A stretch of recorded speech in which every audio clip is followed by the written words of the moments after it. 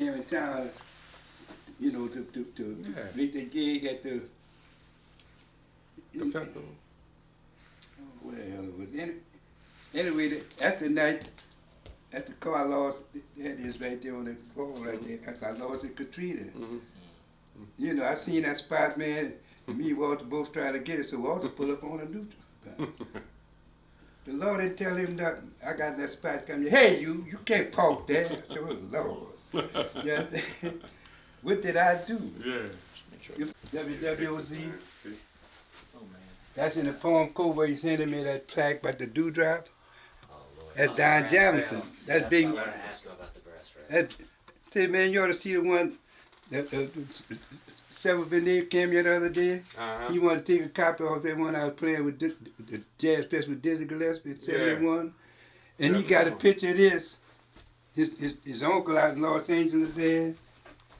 And it showed, that's Lee Allen, Frank Parker, me, and Paul Gaten. The one he got, man, showing Jack Willis. That's when Jack Willis joined us. You know, Jack sit at a bar and then do an 18-piece arrangements and all that. Jack you know Willis. Sever, the guitar player. Sever Veneer. Chris. Huh? Sever Veneer. He plays banjo. Oh, yo, I met him through you, though, huh? I don't know him that well, but I met him, though. Yeah. I don't know him that well. You know him, I know him, though. Say just at the outset, we can edit this out. So if you start saying something like, oh, you know, you got a cough. Well, I better not go there because every time I think of it, you know, it bothers me. I have to run out of church. You know, when I start coughing, so the veteran administration, you know, say they're gonna give me something for it. But Just anytime you want to oh yeah, I'm here. take a break or Yeah. you want us to stop recording because you want to think about something, Yeah. just say so. Yeah. Oh man, I sit on that post there, Jack, and hawk from here to that blanket. Get it off my chest, you know. Everybody get my age is gonna happen to them. It's inevitable. I was told that by a doctor. One of them, when I was 90 years old, the lady over there that feeds me, by that I mean she brings a choice food in for a very good friend of mine. She's known all over the city of New Orleans, Eugenia Adams. Yeah. She's a retired captain in the United States Army. She the one brought. She was sitting where you sitting and I'm sitting over there. I was feeling mighty bad. I was 90 years old then. She said, come on, Chuck. Keep putting there and told her on the phone, tell Chuck get out that house. And she brought me to that hospital on that new one they just built, Tulane Medical Center. Yeah. That's a waste of money, man. That place so big it ain't got no patience in it. Yeah. You see, I observe all stuff like that, though. You know, Is wasting that, you money. had that Chinese drywall in here? Is that what it was? Oh yeah, I'm the only one in this. This is not Chinese drywall. This is that. Okay, you weren't one of those. No. This is. If this was Chinese drywall, it would have been remediated. Right. You understand? Right. I fought them for 3 years. Habitat for Humanity. There's a white lady with blonde head and a white fellow came down here. I still got that thick, you know, papers pertaining to it. And the reason why I say that is because I've told this story 1,000 times. I really truthfully believe they gave me a brand new automobile. I was the first one out here, and I was the oldest and still is. And that car was looking mighty good. See, I'm speaking about 14 years ago. And the fella handed me the keys, you understand? And Harry Connick said, Chuck, see that button right there? That's to cool the seat off. You know, that's heat in New Orleans. Yeah. I said, man, this look like one of them 747s. I don't know what to do with this damn thing. I swear to God, exactly like I said it. And they must have had about 500 people in that tent, right where you see that old small cellar center is. Right. I can observe easily. They must have had about 500 people. And I know that voice. Shaman never hollered, "Go ahead on, Chuck," when they hand me the key, you know. Mm-hmm. And I hand the key back to him. And there had two people on that stand. Mm-hmm. Was observing every word I said. And when I observed it, because Harry Connick's manager, you know, she controls all that. Mm-hmm. A lot of people don't know it. She controls that around there. Mm-hmm. Anne Marie. Yeah. Yeah. Anyway, you know who I'm talking about. Yeah. Oh yeah. And I just really believe that it was revenge.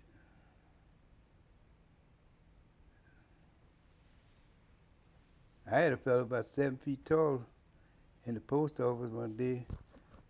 "Hey, Mr. Chuck, I put that sheetrock in that house there." A dude named Mac.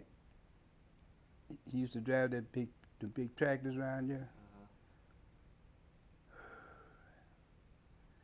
I said to myself, here's somebody boasting and bragging with this hydrogen sulfide.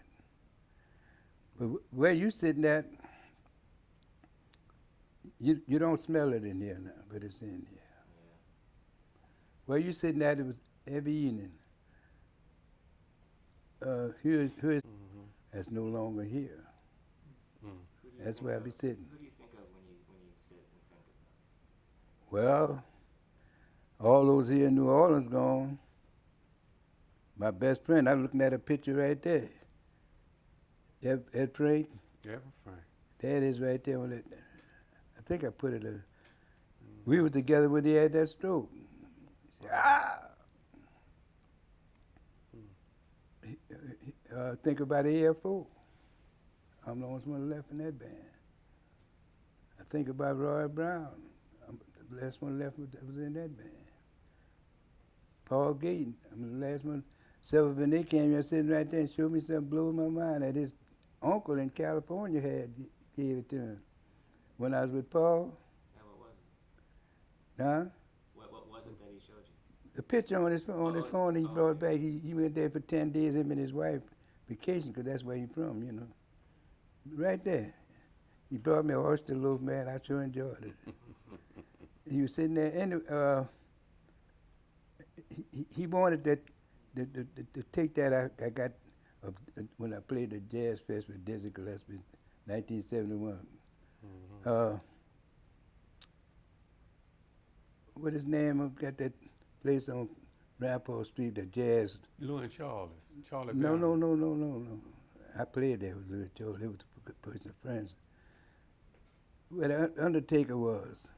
The Jazz and Heritage? Yeah, that. Yeah, with the jazz. George Wein, that's his George name. Wayne. Oh, George Wein came by Masons. I was playing with Ray Tyler, Jermaine Bazin, or junior high Jermaine.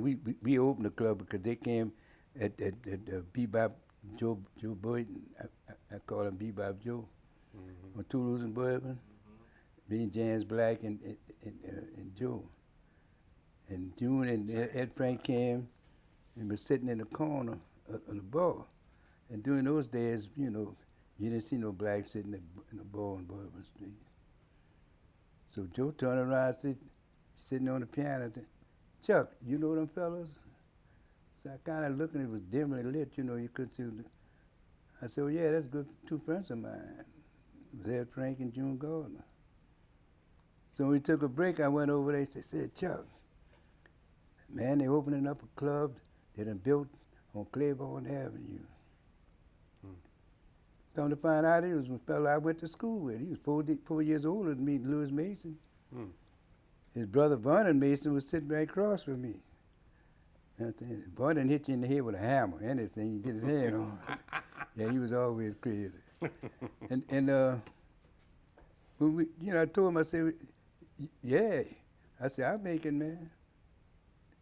And came back, Joe standing there, and his wife, what her name, Rita or something like that, behind the bar. He said, "Guess what? Chuck leaving, say they opening a club uptown. These fellas just gonna work with him, you know. Blah, blah, blah. So what? And he mentioned an N-word, you know. He said, anyway, he can join in the city of New Orleans, you understand, gonna run 6 nights a week. Mm-hmm. And I had never seen it. I said, that one will. And that's how that started by Masons.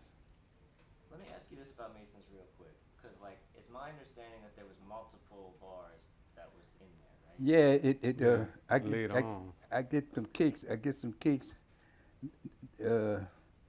Every time I think of it,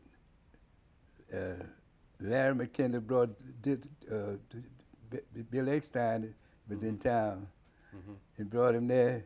And Bill Eckstein walking that side door where all them dudes used to hang out there on the front, Raymond Lewis and all of them. He said, man, what is this, a drugstore or something? You know, they have them little fountains in there. Yeah.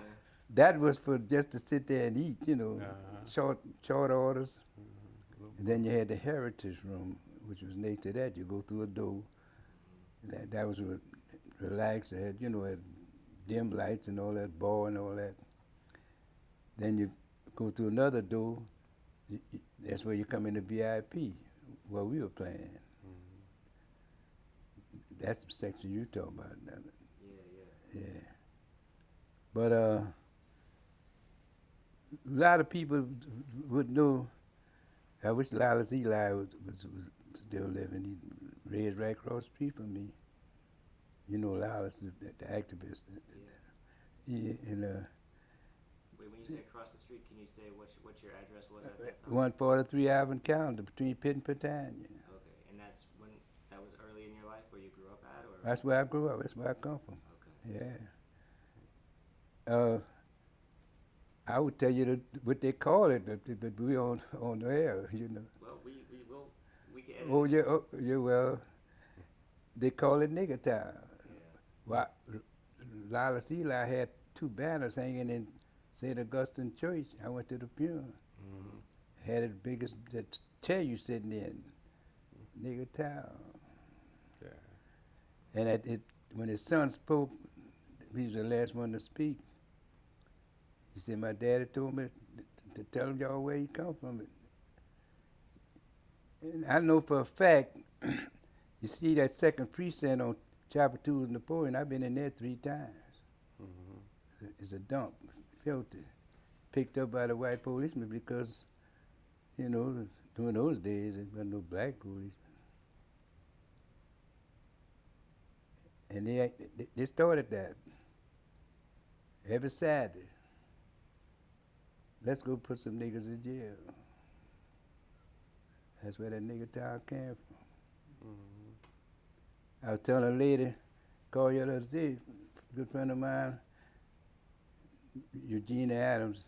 That was her, that thing up with the Alice Marcellus there last month before last, whatever. She said, Chuck, I got a lady here who will know the wards and the areas of this city. I said, I tell her, you know, you can tell her. One of her friends probably just come in town. Because as I speak right now, Regina, because I ain't heard from her in about a week, Regina might be in Africa, man. One time I got 3 cats back there. That she went to the Jazz Fest in Washington, D.C. She gave me that. She brought that back. Her and a friend just sitting there talking. Let's go to Cuba. Bam. She went to Cuba. A cat back there with Cubans. Belize. I told her a story about that. When I was waiting tables at the Ross and Esther, the maitre d' about your complexion, born and raised in Belize. And he come running in the back there one day, boy, and something hit him in his back where he couldn't reach it. And I told the barmaid, I said, baby, put a little whiskey in the glass, just a drop. And he had one of them waiters to slap it on his back. Oh, Mr. Peter, where'd you learn that from? From the old folks in Nigger Town. that alcohol didn't stop that rash or whatever it was on his back. Yeah. I keep a bottle in my cabinet, and when it's out, this authorized to go to acting up in church every time. All day yesterday I had to do this. At 9 then, because this whole side is gone. I slapped that alcohol on the jab. So can I ask you to share your parents' names just so we could have a record? Yeah, my father, that's the whole family up there. It was my mother, father, 5 girls and 4 boys. There's 11 of us on the table there. Yeah. And so what were your parents' names? Peter and Merle Badie.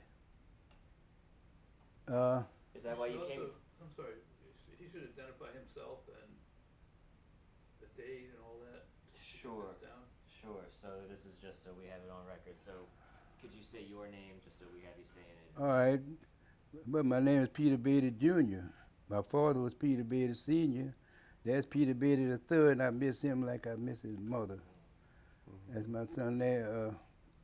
And my grandson is Peter Badie the IV. And his son, Brian, that's him. I can see him from here. See that card in between there? That's him. Yeah, He yeah. played with Louisiana State Monroe quarterback. Oh wow. And today is October 28th, 2019. Yeah, 28, yeah. And we're at 1809 Alvar. but I'm not picking up You're your not on voice. mic. Jonathan, do you mind repeating that? Yeah, you don't have to, it's okay, you just say that today is October. Yeah, today is October 28, 2019, and we're here on 1809 Alva Street with Mr. Peter Badie. Thank you. Okay. Appreciate y'all doing that. Yeah. So I was sorry to interrupt. So That's all right. So you're growing up in that neighborhood and your father played music, right? Yeah, he played the alto saxophone. I told this story. Sorry, like, if you're gonna ask questions, then we should put the mic on you, because he answered, he played, Yeah. we don't know who he is. Sure. And anytime you, Yeah. yeah.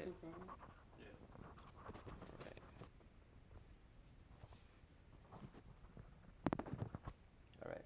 Yeah, You just got say me my father played. Yeah, he played alto saxophone with Mr. Percy Humphrey and Willie Humphrey. I never forget one night on the bandstand. I got a picture I can show you. At the Palm Coast, and Clarence Ford's son, Louis. Yeah. Hey, said Chuck, how old was Percy then? I said it so loud, my voice echoed across the Palm Coast. I say, you mean Mr. Percy Humphrey? Mm-hmm. The reason why I said that simply because that little 2-room in the kitchen house I was raised in with my mother and father, 5 girls, 4 boys. I'm peeping around and do when my daddy, Mr. Percy, Ponga Lee, you know who Ponga Lee is. Bourbon Street gave him another name, but he was born and raised in Niggertown. He's about 8 years older than me on piano. Who was that? Archibald. You hit it on the head, Archibald. But So I didn't realize. his So name you- is Gross. But in Niggertown, everybody had a nickname. Yeah. You understand? So you knew him coming up. Oh yeah, he was. He did. You know, like I told them fellas around the corner there, but two friends of mine, 3 of them dead. Smokey died. Bob Prince died. Anyway, like I told them, I said, where I come from is the most unique neighborhood in the world. I don't really know all. Because people mile away know. Say, man, Jack around there, live on Butter and so. That's damn near 12 blocks from where it's. I told them dudes around there many times, I said, I bet you can't call nobody name around the corner.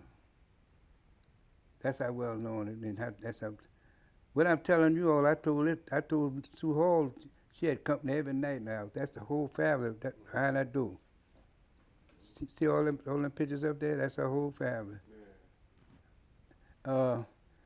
they'd come by drinking and all that, and I'm in that back room there. I stayed in that room 14 months, man. Along came this. I lost a 7-room home, been paid for since 1977. There it is right there on that wall. Yeah, I saw it. And but speaking of my father, like I said, he, you know, like you see on music charts, so and so and so discovered so and so, so and so, so influenced so and so and all that. I say with my last breath, my dad is the cause of that. I went into music. I love carpentry, so man, I was hooked. But I never forget when I was working for Root Construction Company, ROUX, as a laborer, 75 cents an hour. I came out to that Pacific in 1945.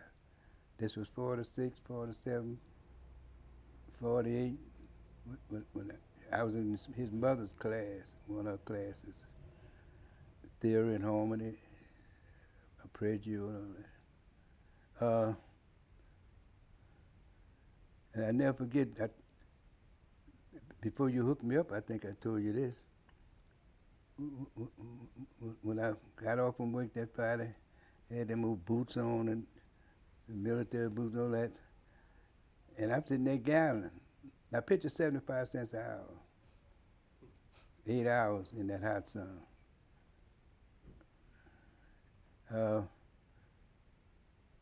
And I didn't know he was standing behind me. He said, boy, exact the words of who God kill me where I was sitting. Boy, you ain't nothing but a damn fool. And I did that was my father standing there, leaning on that rail. He said, don't you know they all been around here waiting on you? You understand? All them pros you dig. Couch players. You know what I'm talking about. When I'm, you know, playing all. Anyway, he said, you're a veteran, won't you take advantage of your privileges? And me, Oliver Barrett, the drummer, Snow, we gave him that nickname in nigger time because Snow was so black, in the sun he looked purple. Like they used to call Buddy Williams, the drummer. We used to kid Buddy Williams. That was my partner, man. Buddy Williams looked purple when the sun shine on him. But anyway, we was in your mama class. But Now that's at the Grunewald School? yeah. So, can you say her name and a little bit about Grunewald? Yeah. In the ensemble, there was Three-Finger Frank Mitchell. He lost his, you know, it's his finger, trumpet player play with, you know. But he playing because he lost these three here.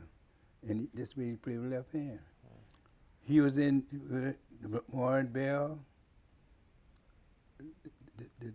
one of the baddest ever did it. Red Tyler, Earl Palmer,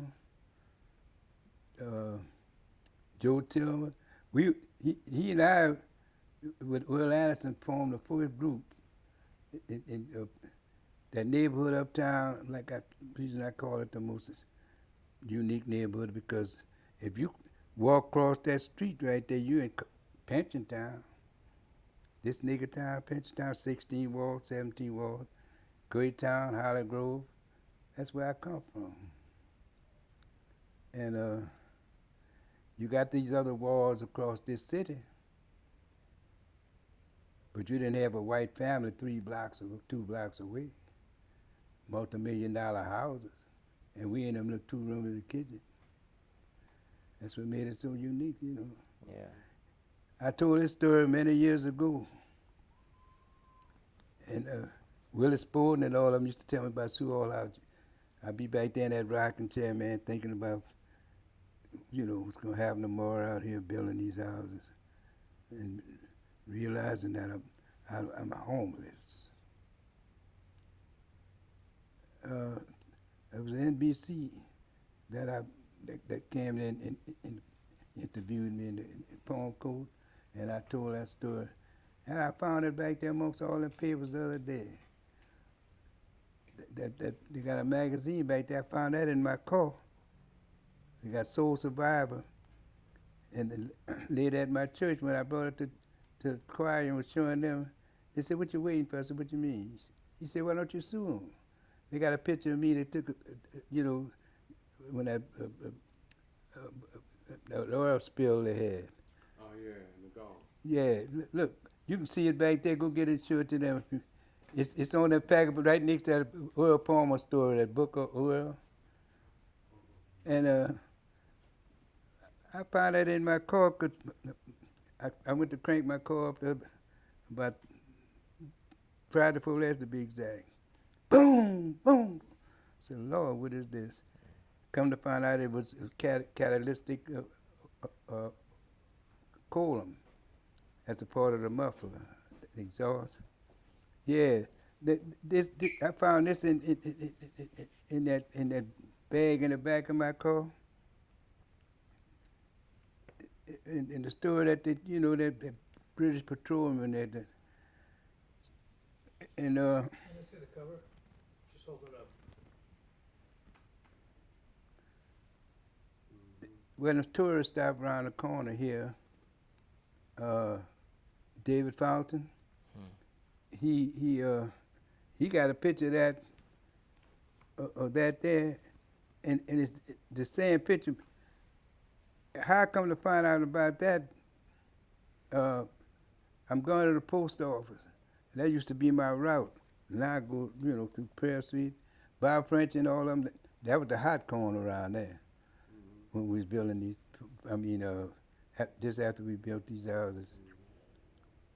Cats from all over the city would come hang out all day long because we was all jamming, playing, Me, Harry Connick, and David Torganowski, about 5 of us. We took some of that plywood. That was our bandstand on the floor. On the ground. Yeah. Other than standing in that grass, whatever.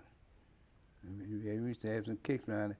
And one day I passed there going to the post office, man, and they hollered at me by a friend. Said, "Chuck, I seen a magazine with your picture on it." Some pictures? There it is right there. I didn't even know that, and they took that of me. That's what my church member meant. What you waiting for? Why don't you sue? British Petroleum, all the money they put out. And I don't know where they got that picture from. Yeah, clearly the BP ethics department in the mid-2000s was not Yeah, I don't know. not doing much. Wait, so if you don't mind, I want to go back to Grunewald and. Oh yeah, well anyway, I was naming all the fellas that was in that class, in the school. Frank Fields, bass player. Wendell Eugene. He played with us at Palm Cove. That's where he died. He had to leave the bandstand. Warren Bell, Red Tyler, Will Palmer, Oliver Berry, Joe Tillman, Frank Mitchell. Wallace was there? Wallace was, would you believe it? That's my best friend, boy. I spoke at his funeral.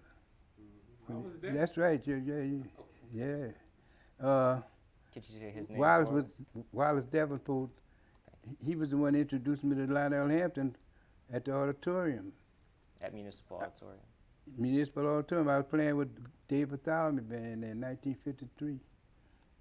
And Hampton, they said, "Can you travel?" And I came close to saying, "Can a fish swim?" Because during those days, a big band, it was an honor to be on a big band, man. To go across the nation, and traveling and all that. And I never forget, we had a terrible accident coming out of Las Vegas. We played 31 days.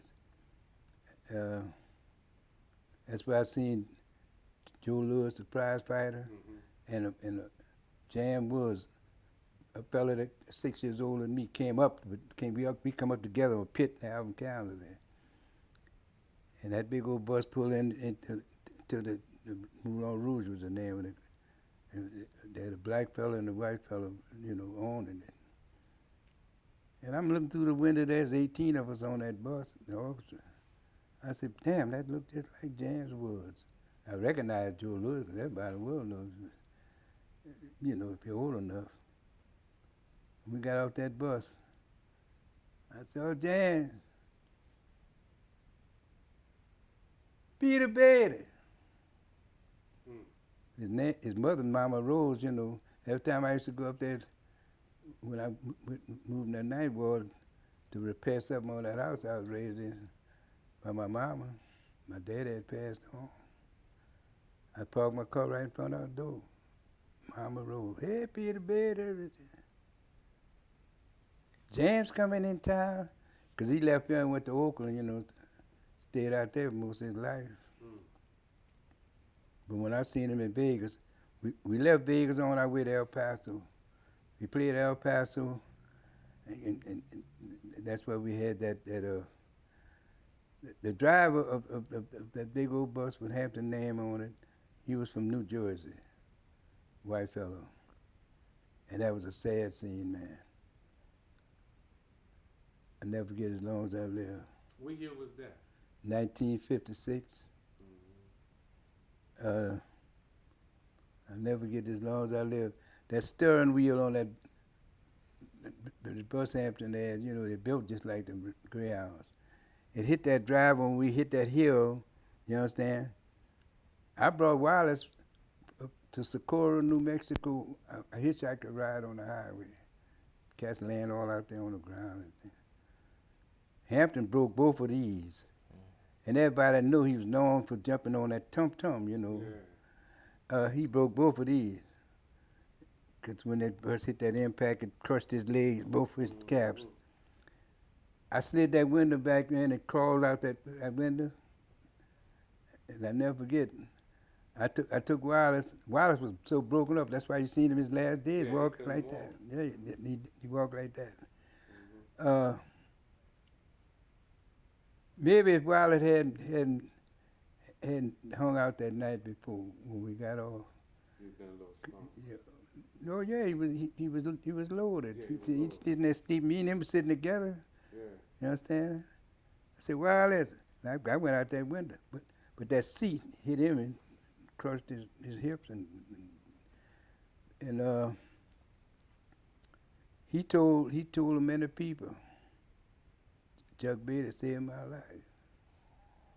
I was in Mason one night when he brought Louis Jordan in there. My favorite, the baddest ever did as far as I'm concerned. When Louis Jordan came here, Wallace, on Bourbon Street, Wallace brought him when he got off from work, introduced me to him. But that time, I was telling several this the other day, I believe, when Wallace said, Chuck, you pick up that money, man. They had some big-time gangsters on Bourbon Street, throwing them $10 bills, $5 bills. And the cats that they had on that bandstand, because, Wallace didn't trust them some kind of way, whatever. And I was stuffing them in my coat pocket. I'll never forget.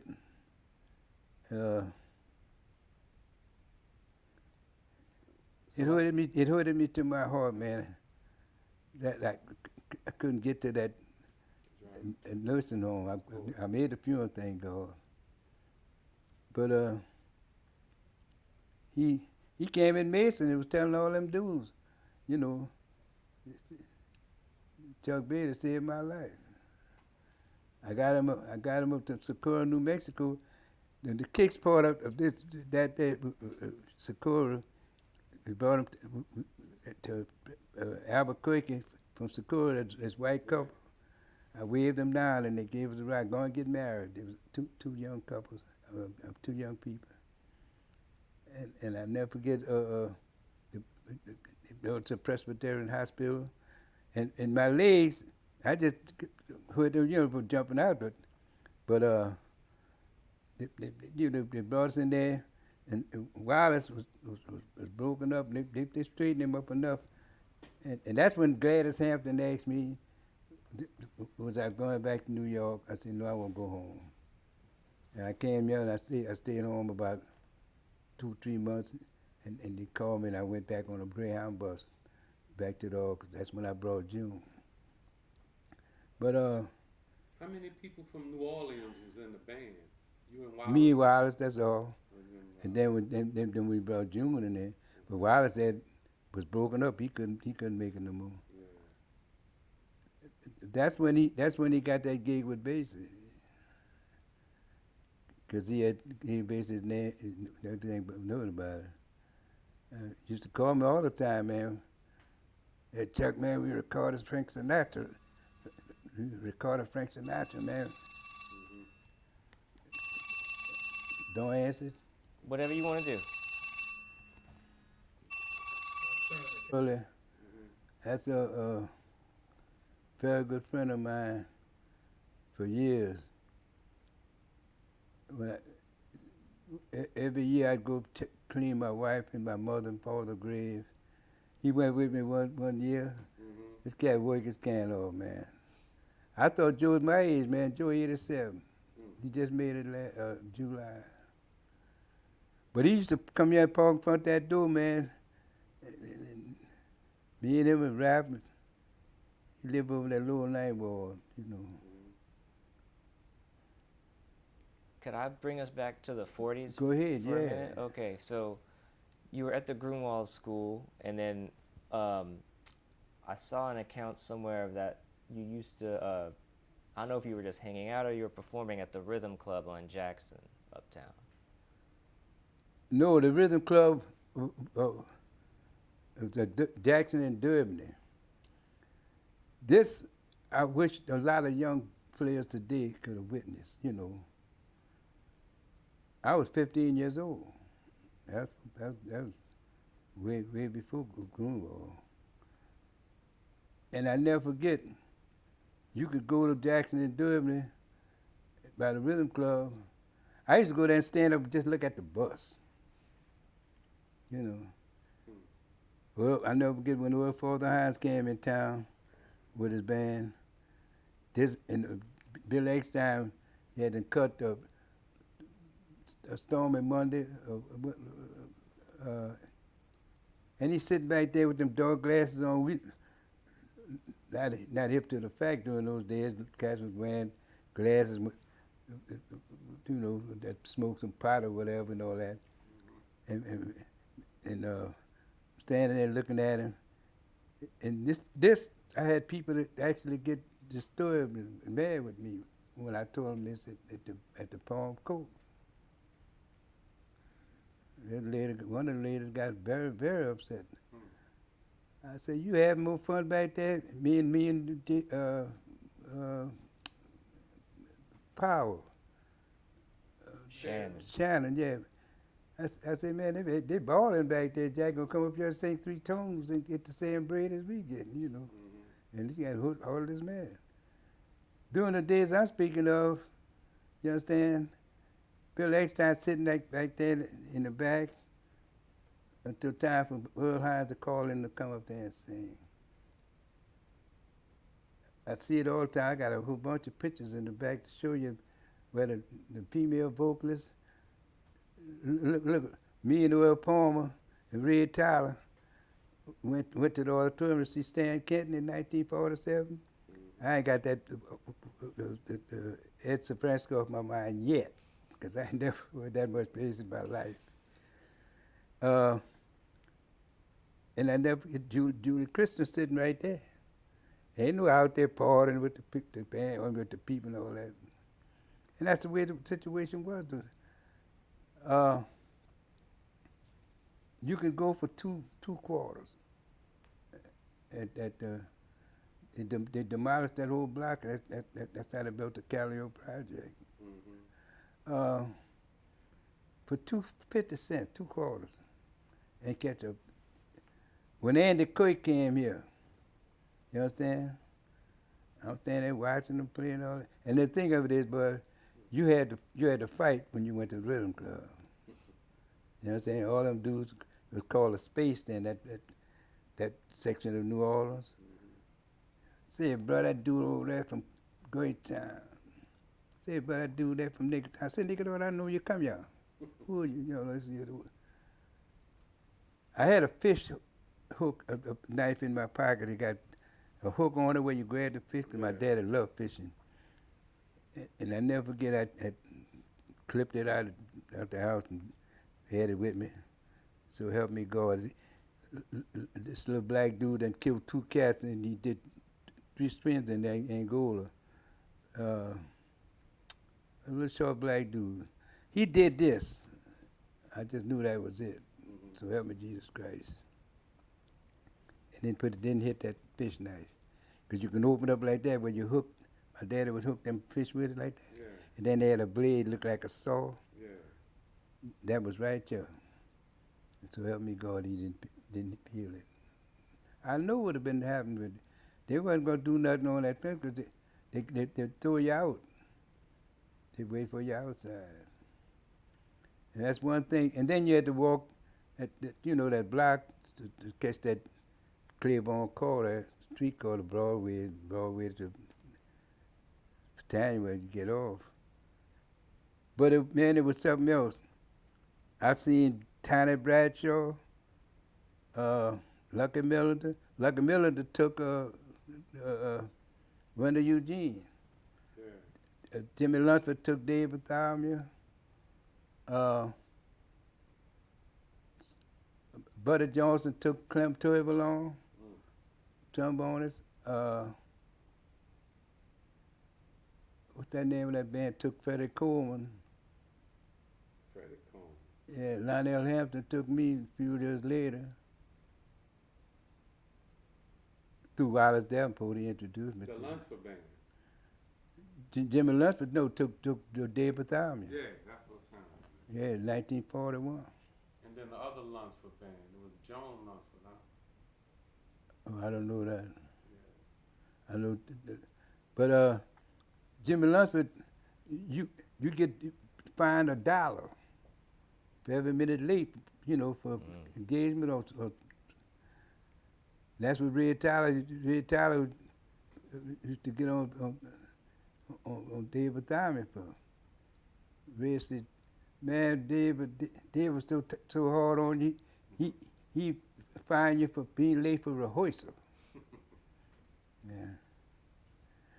But I tell a story. I told this story when he was out at the commemoration. That is on the wall right here. 76 years of member of the American Federation of Musicians, and I was 71 years with the Federation. I told Deacon Jones at that when he came out at us a few months ago with the Ella Marcella thing. Yeah. I said, Deacon, I said, y'all owe me another year. I went to church yesterday. That pen they gave us. It's 72 years now, because this was last year when I spoke for Dave because he was on his way out at the Union Hall. They had that to do that. I enjoyed it. And when the lady at the Union Hall, just such a nice lady, man. When she called Dave's number, I told her, I said, can I speak for him? And I told the story. 1964, I left Los Angeles and I brought my wife and children home because I didn't go to LA to stay. AFO did, Harold and Melvin Lass and all of them. And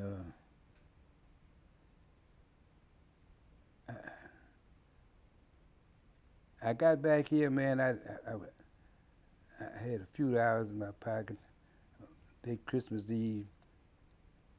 I don't believe I can do it on this house no more because everybody paid your house. Watch that ladder, man.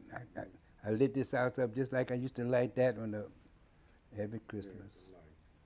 Yeah. And I never forget, we didn't have a Christmas tree or nothing. I told my wife I'll be right back.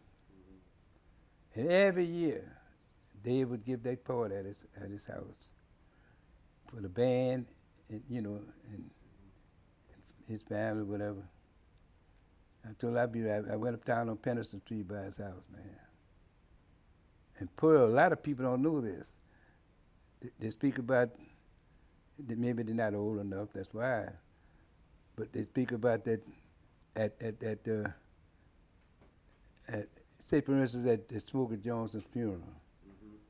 I was there.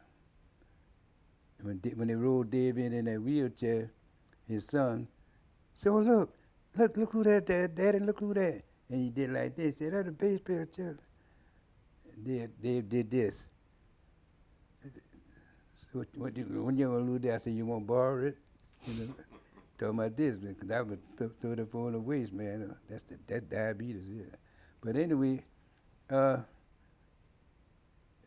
when I told him the situation, he put some bread in my pocket at this 1964, Christmas Eve. And that half a pint at that time, cats used to come in the black clubs all over the city, get a bowl of ice and sell them up in one of them four roses. He gave me half a pint, I put that in my back pocket. And he said, "Chuck," he said, "there's a Christmas tree over there in that corner. Warren Bell,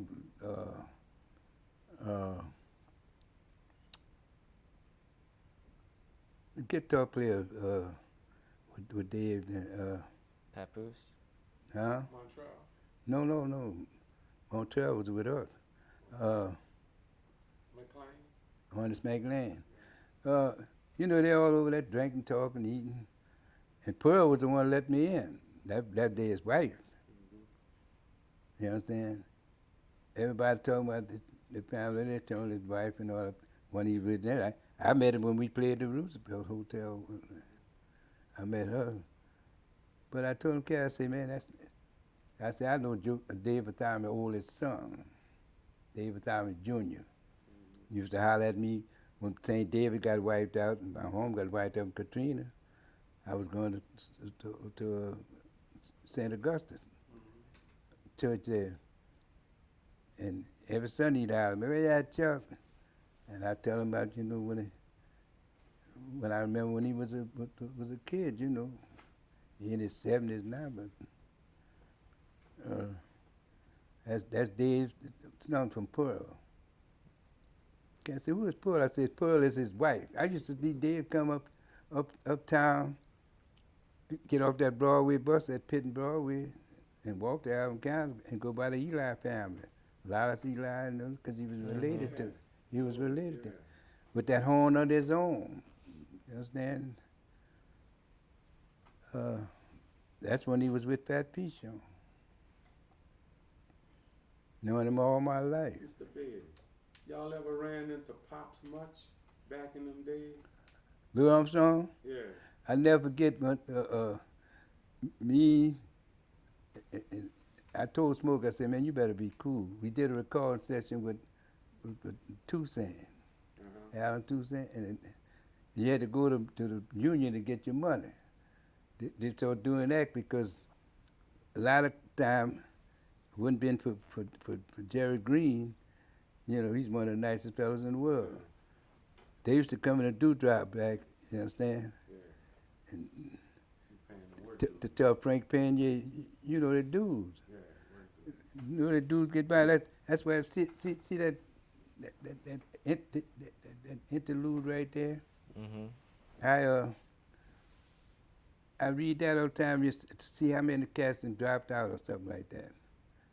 And I call Dwight.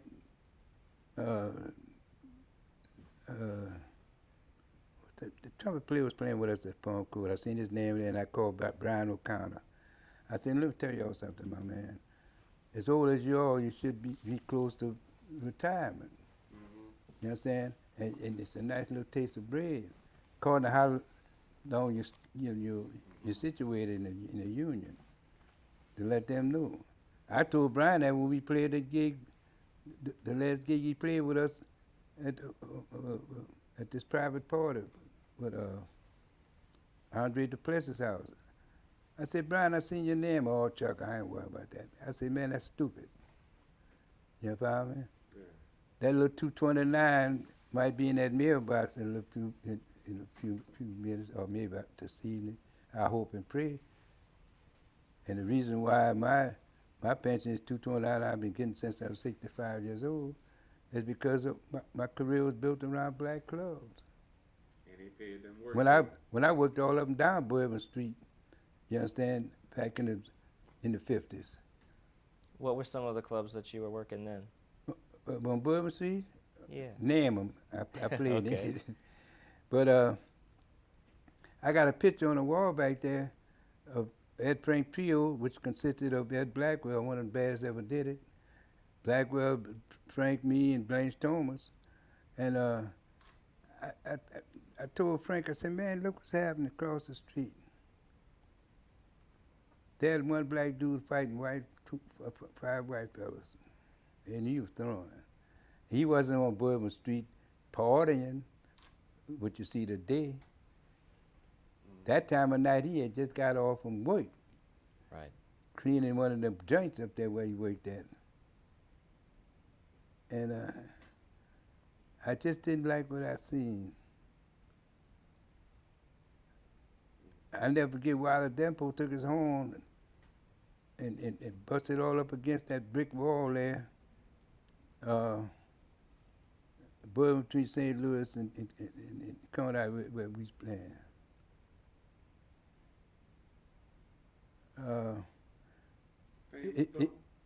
No, I played the famous Doe with Smiling Joe. That's it in that book back there on that table where you got that from. Well, I tell you, this something happened on the spot of me, Smiling Joe,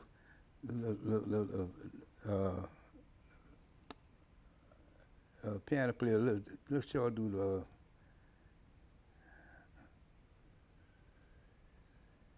Richard something. Anyway, and Joe Fox on drums, Smiling Joe. The fellow with the big old cowboy hat on, sitting at the bar. Hey, boy, you know that thing?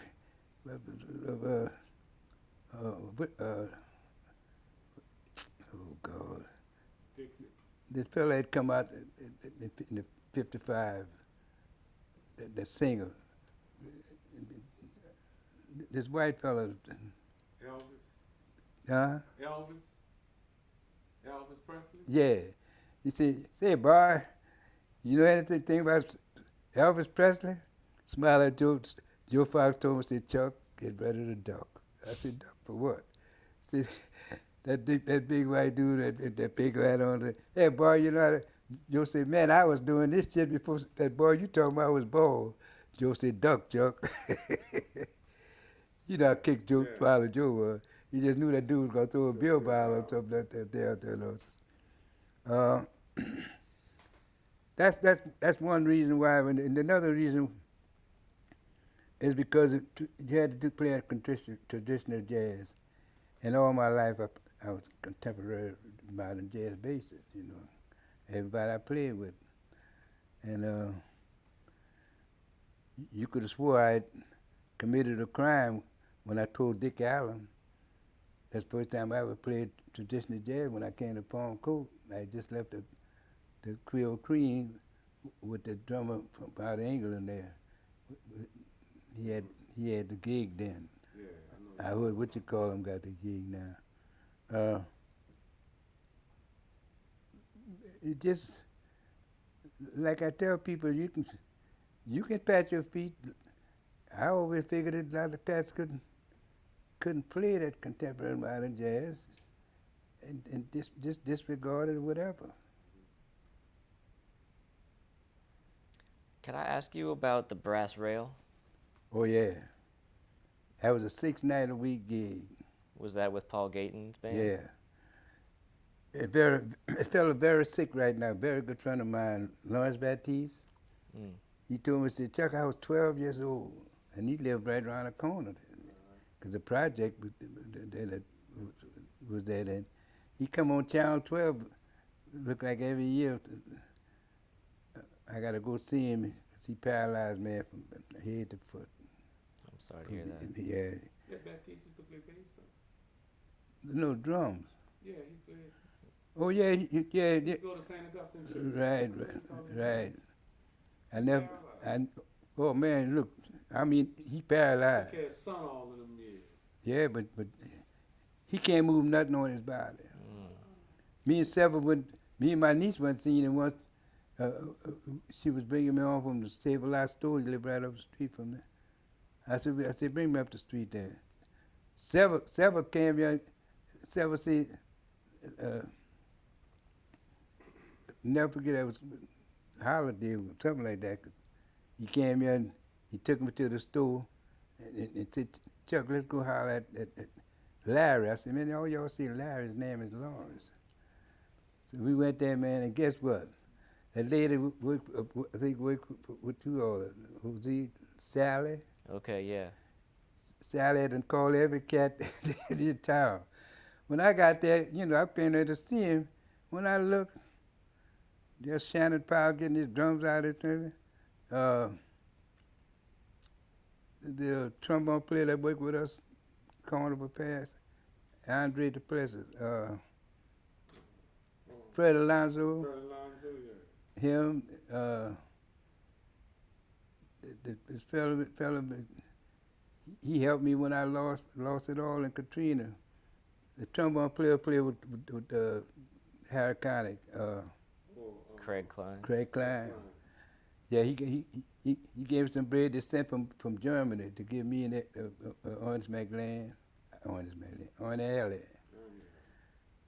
ain't seen her. Man, who Ellie? I ain't seen it. Man, it shook me up when I seen him. We played together like we've been playing 25 years of Bourbon and Esplanade by Andre the Plessis, that private party. Yeah, Man, I'm coming in that gate and Ellie,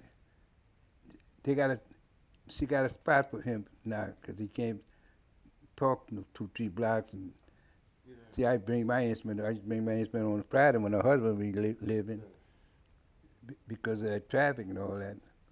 But she got a spot for him now to park his truck to get his drums out. Only hell is that big, man. Boy, when I seen that, you know how big he was. I know. But I never forget. And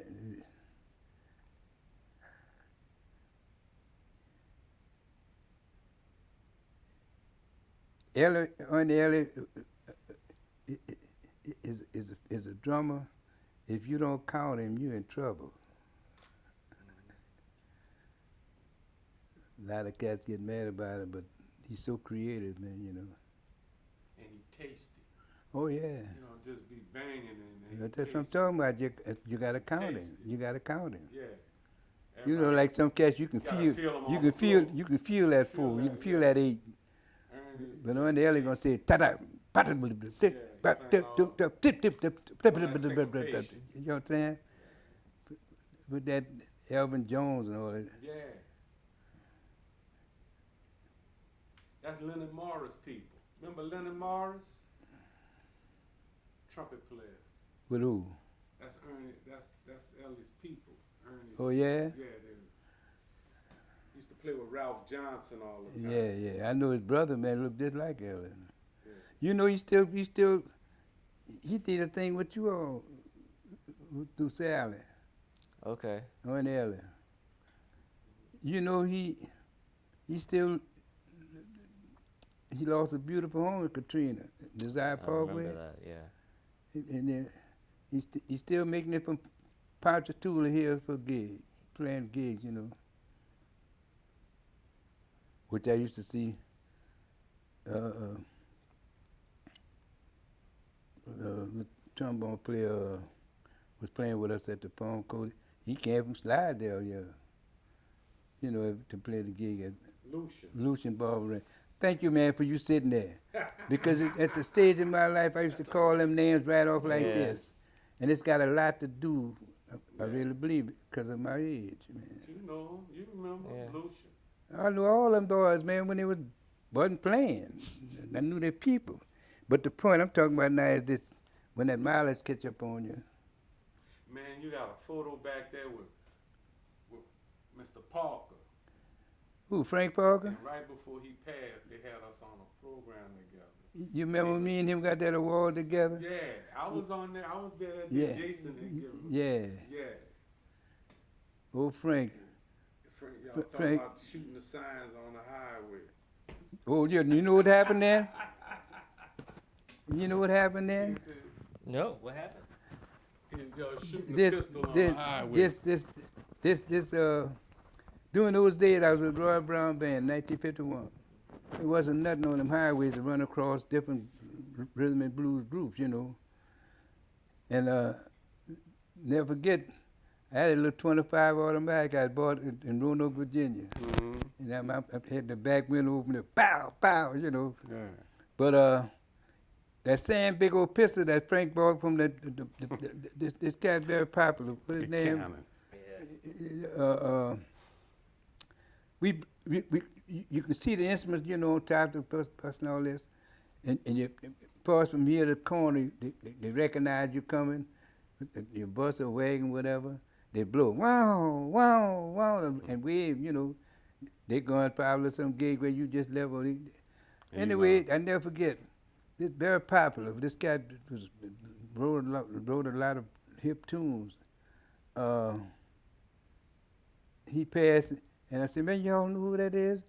And never forget, we stopped, and they stopped and turned around and came back. Mm-hmm.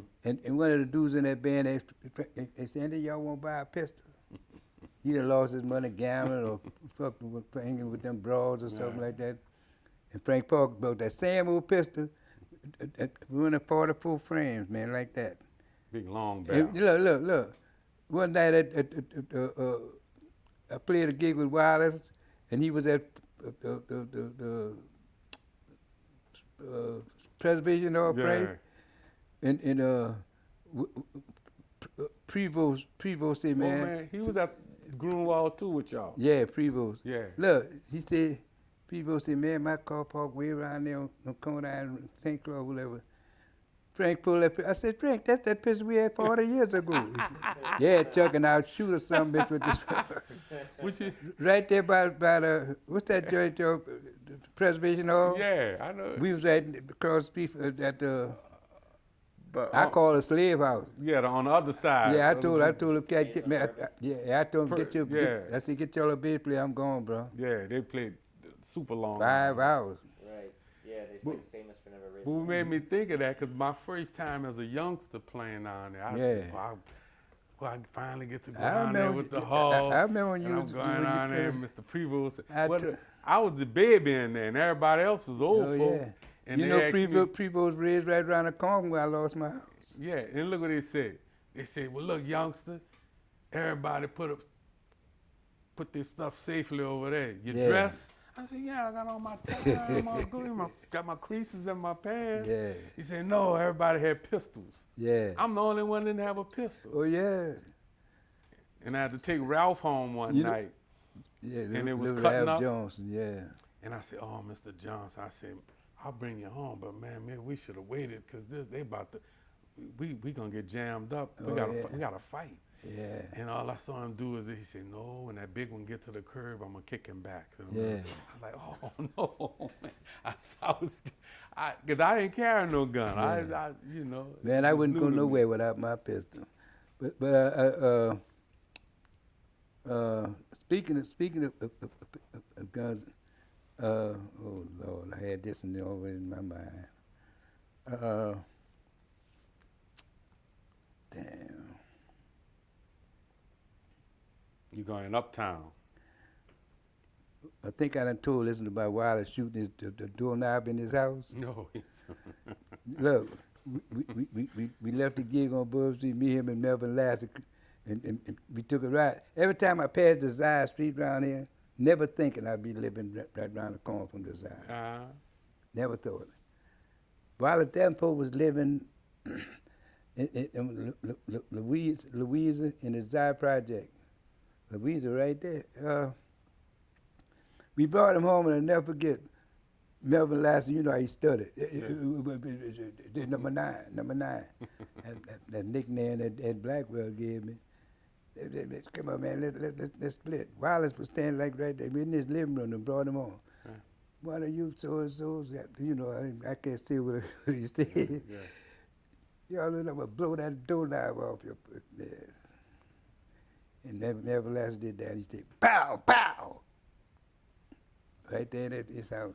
What he was shooting for? He was just drunk or something? He was drunk. Look, when Wallace Davenport get drunk, get out the way. Yes. Tell him, say, Wallace, I see you, man, I'm gone. No, you ain't. What he did in Mason. One time he came in Mason with a young white lady there, and they sitting at the bar, and we on the bandstand. Wallace came up with a jaw this big with pennies and nickels. And I don't move where I'm sitting. And put it on that ball like that and was counting, stacking them nickels. I attempted to go tell him, when we took a break, but I said, no, indeed. Yeah.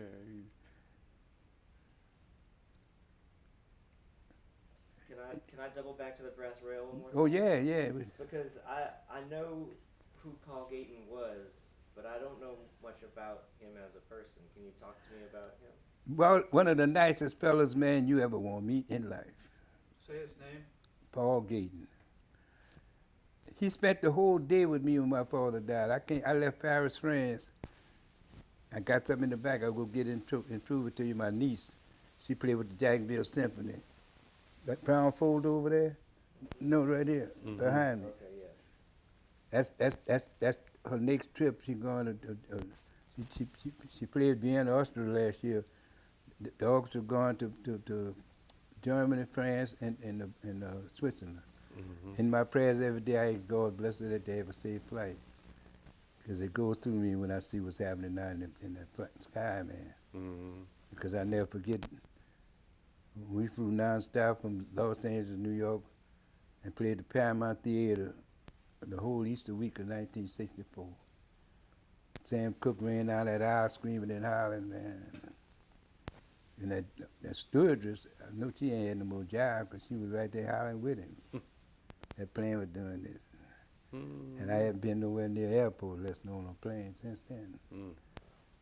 So I can understand, somebody calling you and telling me my niece, man. Yeah. She's 67 years old, man. I left Silver Benet, the DVD that she sent with that orchestra. Oh, no, it's okay. You think it was She told me, she said, Uncle Pete, I see you standing in front of the band so long. She said, I'm going to try it now. And the lady, she came here and got it after several brought it back. I haven't seen it since. But she soloing it, in front of the orchestra. She cutting up on it, not because she my niece. Mm-hmm. Them 16ths, 8ths. What did you ask him about? Gayton. About Paul Gayton. Yeah. Paul Gayton. Well, Paul is, Joe Fox, the drummer, gave Paul that, said, Chuck, man, this cat look like a doctor. Mm-hmm. I said, what you talking about, man? The cat you play with, Paul Gayton, Where we were on the streets, man, in our overalls or whatever, Paul come through every day with a suit on, a collar and tie,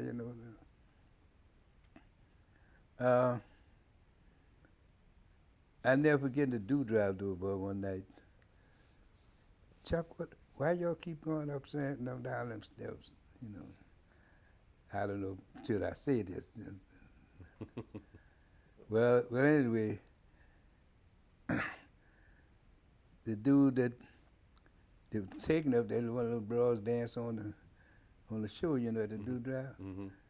And we went up there, so I told Paul, I said, we put $1 a piece, put it on her. and this cat, man, was gobbledygook, like we used to call it, eating them. Paul said, oh man, that's a damn shame. I can't look at that. And I called him, It's a fine little broad, 2 legs cocked wide over. upstairs to do drive. But I'll never get brass reel. I got an Epiphone back there. Got a sound on it you can hear around the corner. I brought it on a gig last carnival, and Sue Hall hollered, that's that bass I'm talking about. Mhm. Like as do my other one, ain't nothing. That's that good bass. That's that good. So the Mark Brooks took the cover off of that cover Sal Giordina made. That cover, man, weighed a ton, which I used to could grab it like that, pull it off. And I'll never forget Lawrence Baptiste. You see on TV, he would say, Chuck, I was 12 years old, and I used to look underneath them Venetian blinds because people used to stand in the door and watch us, on stage, And so that dude, that was one of the mafia there on the club. He walked in there one night, and I was playing electric bass. Mhm. You understand? And he stopped dead in the middle of the club, man, packed in.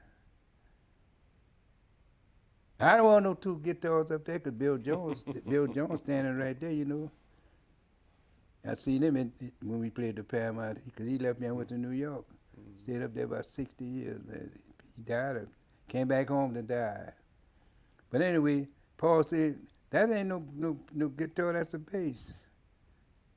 Because you were one of the first people in New Orleans to play an electric bass. Well, I'm the first one I seen playing it on the bandstand. Everybody say Lord Lambert. Say Lord, I say he must have was playing it in his house. Because I brought it on the bandstand with Paul Gate. I played it for 3 years on Lionel Hampton. There it is on the wall back there. I'm at the Apollo Theater with Lionel Hampton. That's Nat Adler standing right behind me. You do what I do sometimes with people talking. You understand? I'm talking about Nat Adler. You look over there thinking. That's how you both start pointing. Yeah. Now It was like, Yeah. oh, you know how your dad was standing behind you. You know, Yeah. maybe Nat Adderley was Then that there. broad on that porch right there, I was talking about like that. She's turning all the way over there. Man. It's a reflex, man. Yeah. So, but at the Brass Rail, was Annie Laurie performing with Paul? No. at that time? Frank Parker married her. Annie Laura played with Paul before I was playing with him. Okay. I never forget young lady I was going with at the time. It's one of the finest things you won't look at, man. I took her to the catch Paul, and William Green was playing drums with him then. Anyway, it's trio. And Annie Laura came out and brought up there in the balcony. That's when the Robin Hood was on Franklin Avenue then. See that empty lot that you see there now, that was the joint called Robin Hood. I used to hang in there all the time. That's where me, Honey Boy, and Joe Fox and what you call them was standing when the dude ran all up on the bank and Honey Boy looked at Joe Fox and said, "You motherfucker, you." Oh, I'm sorry, man. Say, "You gonna get me killed? That's one of them dudes you done mess with his old lady." This cat came that close from not kill. No kidding. When he turned right there. Where the old Robin Hood was? The old Robin Hood. Yeah. When he turned that corner, he was doing about 40, man, and Jackson he came and straight at us. This about 3 o'clock in the morning. Wow. And Charles Otis, Honey Boy, that's his picture back there. That was my partner, man. This cat would call him from New York every day.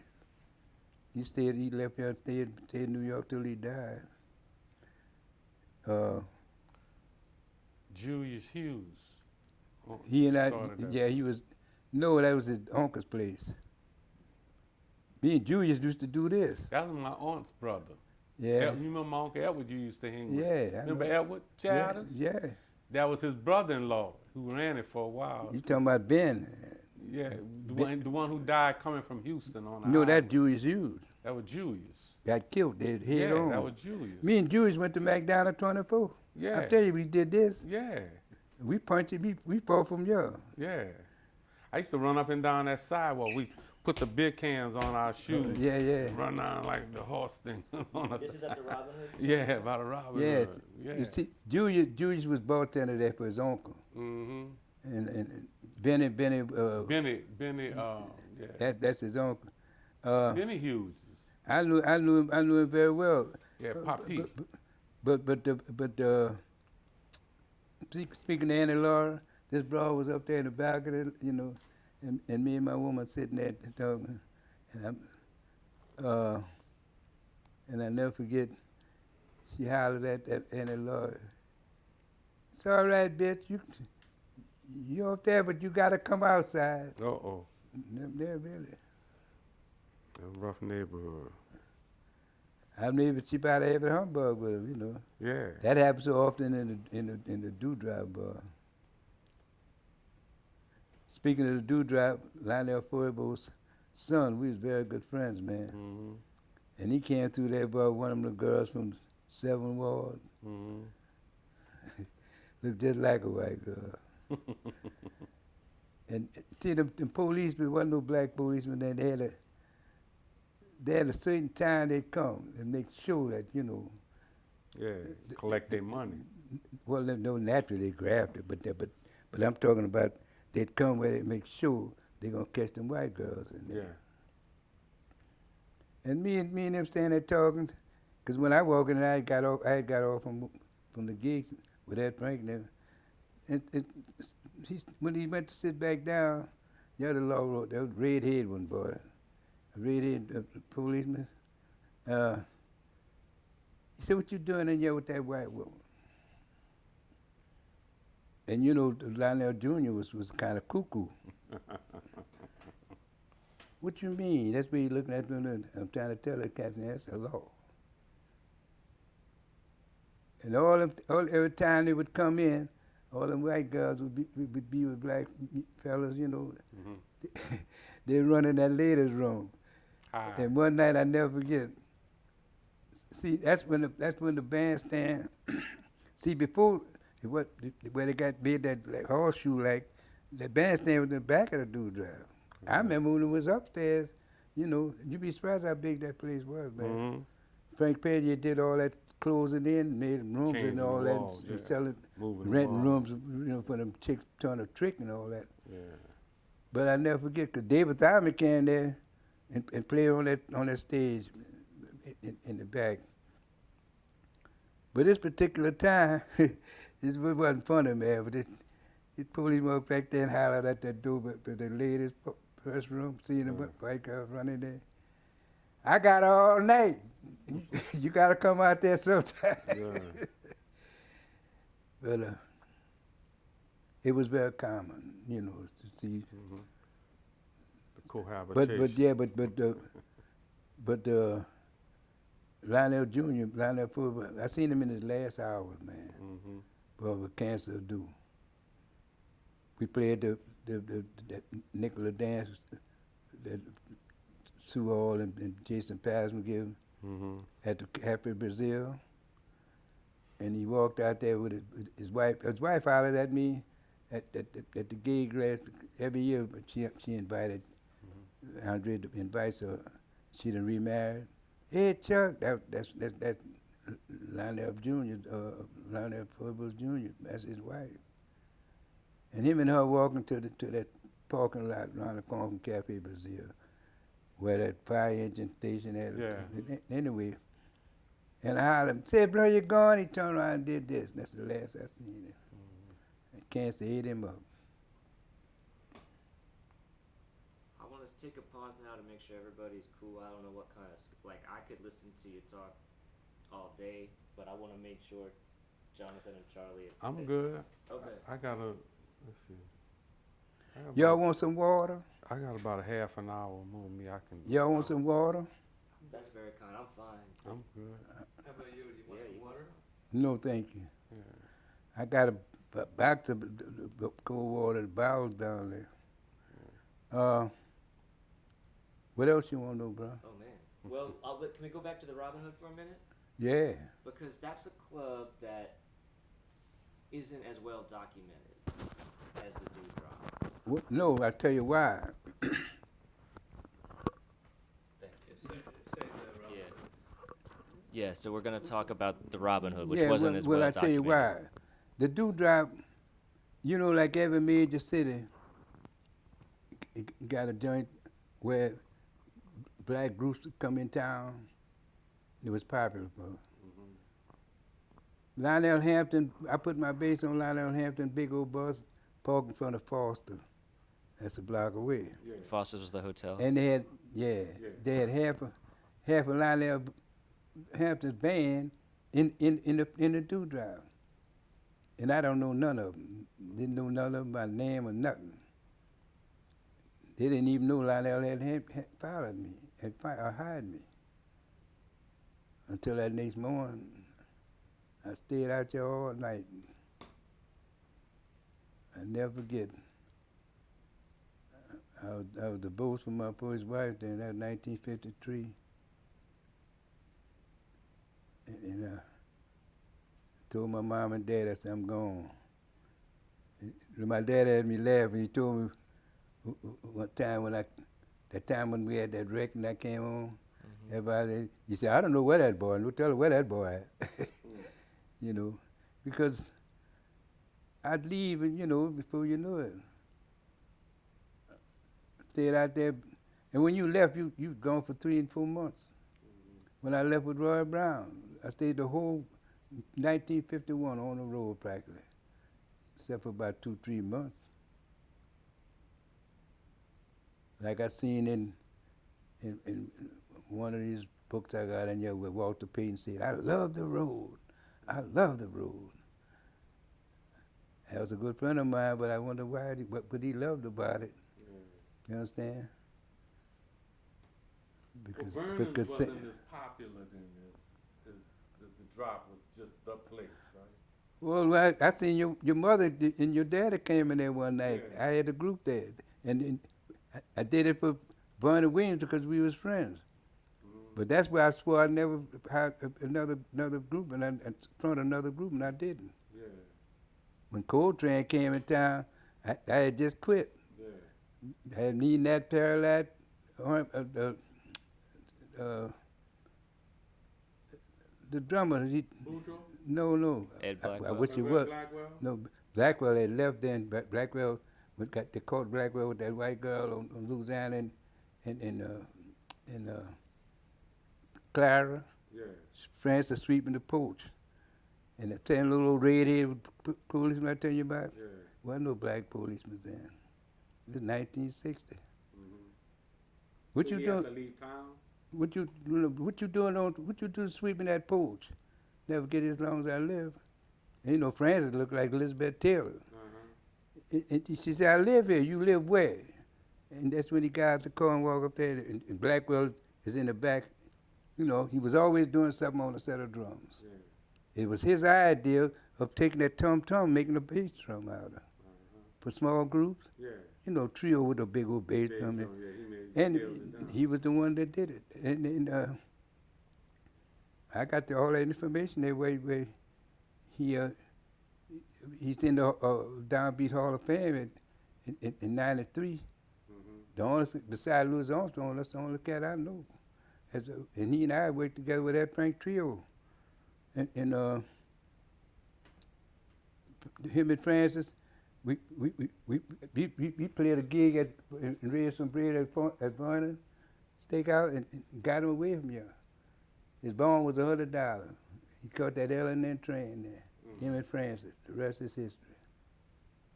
Wow. Yeah, she used to hang out with us, man. Never forget, I was all the Blackwell drums in that little old Gray Ghost. Joe Fox gave it that nickname. He gave me that nickname straight. Yeah. When I was hiding behind the piano, getting out the wet clothes, I used to sweat from here to here. I said, that's all I need. One of the white ladies to see me how that nigga back there naked. By Dominic's. Yeah. I took the wet. My wife would put a shirt in my bass sack. Yeah, so he was wearing a sweatshirt. And Fox was Joe Fox was breaking his drum down. Say, y'all, look at Chuck with a whole sack of shirts. And that's where that nickname came from. Nat Perlite went in his grave called me Shirt. That was a very good friend of mine that I seen so much talent wasted. Him and James Black. I'm on the bandstand with both of them. I never forget one night in Mason. He had just got back. If you want to see a picture of him in his last hour, I'll go get it and show you. In that book that Harold Baptiste wrote. Right. If you want to see it, I'll go get it. He was such a healthy-looking young man. And in his last hour in Sacramento with Fast, I got the picture back there, and he like this. Cause when he came in Mason that night, he's getting ready to cut out with Fast and go back on the road, and he came in and sit in with us, and the tune had just become popular that Sonny Rollins did. Thomas, St. Thomas. He played that and he turned around and said, "Sure, give me a coat, bro." That heroin was working on him. I told about telling remember the waiter, he brought him a Coca-Cola. He and I were such good friends, man. I built 2 rooms on the back of that house right there. The picture you see there on the wall, I added 2 rooms. I built it. And him and his wife, and my wife, I didn't have no yard furniture, chairs and all that, in that little night wall. He looked at me, "Shirt, what you doing now?" I went my shed and got my rule, and I measured, to line it up with the rest of the house, because the house was shaped like a L. I said, "Man, I'm going to build me 2 more rooms on there." And everybody came and said, "Chuck, you did this?" I said, "Yeah." But it was Nat Perlite. "Chuck," I said, "Shirt, what you doing now, man?" They're sitting on the ground. Now if you sit out there 5 minutes, now them red ants going to eat your ass up. But, So can I go back to Vernon's? yeah, So, was that on Louisiana Avenue? Louisiana and Saratoga. And it was at the same location that. You want to see a picture of it? There's a picture of Burners on the wall back there. I would love to do. Well, maybe should we? Do that after. Okay. Yeah, we'll go through that whole We'll thing. go through the whole thing when we're done here. So let's make sure we end at a time here that's appropriate so that can happen. Yeah, I just comfortably want to for show you the everybody. picture. Oh, I'd love to see I it. had come, Clinton Scott sitting here, the bandstand was here. I never get that night when Coltrane came here. Elvin Jones. The only 2 white couples in there. Only, one white fella. He came up on the bandstand and talking with him, And Jimmy Garrison, the bass player, he got a cuckoo. No, seriously, the things he would do, man. And somebody hollered, "Say, that's Chuck Badie." I just, I said, "That's Chuck right there." And I told him, let me see your bass, bro. Somebody clipped his peg. And I was running some figures. He grabbed the next thing. "Oh, give me my bass." And I got a story if y'all want to hear it. I can tell you about that night. Yeah, let's hear it. Jimmy Garrison, when Warner said, "Chuck, come let me introduce you to Coltrane." He had one of the refrigerators about 6, 7 feet tall, big sucker in his kitchen there. And had that much space, and Coltrane was sitting in between that wall and that big old refrigerator. Shook his hand and everything, never knowing I was shaking the hand of someone that 6 years more to live. That's when he died. 6 years later, that was 53. Me and Big Moose were hanging together. And I never forget, Jimmy Garrison said, I was telling y'all this story when that bass player brought up Cazelle. Yeah, You remember? Brian Cazelle. Yeah, you kept asking me about Jimmy Garrison. I said, "Man, let me tell you, when he asked me where could he get some bass strings, and I told him, I said, about Grunewald Music Store. Anyway, Not the school, it's the music store. But I said, but you got to wait till tomorrow to open up. And he said, where you going? I said, well, I'm going. I said, I'm going. We off, you know. I mean, I was off. And I brought him by Big Time Crip on Jackson Avenue in LaSalle. Very good friend of mine, man. He got his legs blowed off in Anzio, you know, in Italy, World War II. He was a truly friend. William Sonia was his name. And we went by his club, and I had that little gray Chevrolet I used to haul Francis and Blackwell. I mean, Joe Fox gave that nickname, the Gray Ghost. Because when I see the law, they duck, you know, Blackwell and Francis. Because they wasn't nothing for them to pull on and put that light on you, you know, off that car. But in Jimmy Garrison thing, he walked in this club with me, and all them dudes sitting on there, they talk about gangbangers now. You ought to see them doing those days. If you made a mistake, go one of them black cars and fuck with somebody, you know, you're in trouble, you're dead. So anyway, Jimmy Garrison I walked up to the bar a little bit, you know, she was going with Wild Bill, and Wild Bill was known to kill you in a second. Yeah, had that gold in his mouth. He used to peddle, you know, fruits and vegetables on the wagon. He was black as tall, but he's dangerous. And Little Bit said, "Hey, Chuck, what's that?" I said, "Hey, baby." And I said, "Give me a drink." I got a drink. I said, "What you want, man?"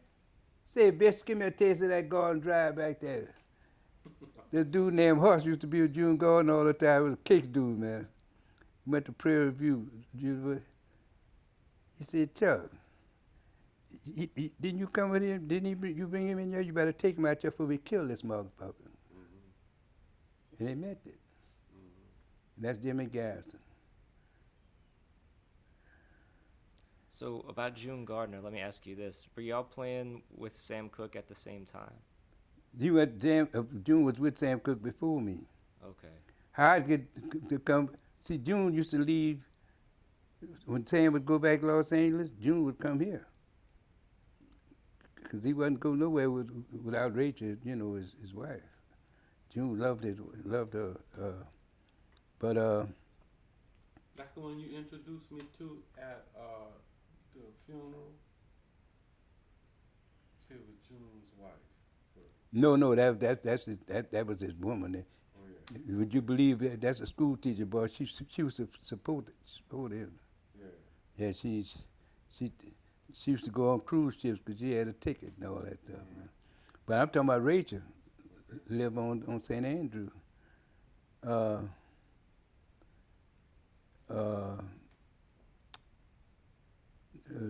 Scott's ex-wife. The dude I just mentioned just now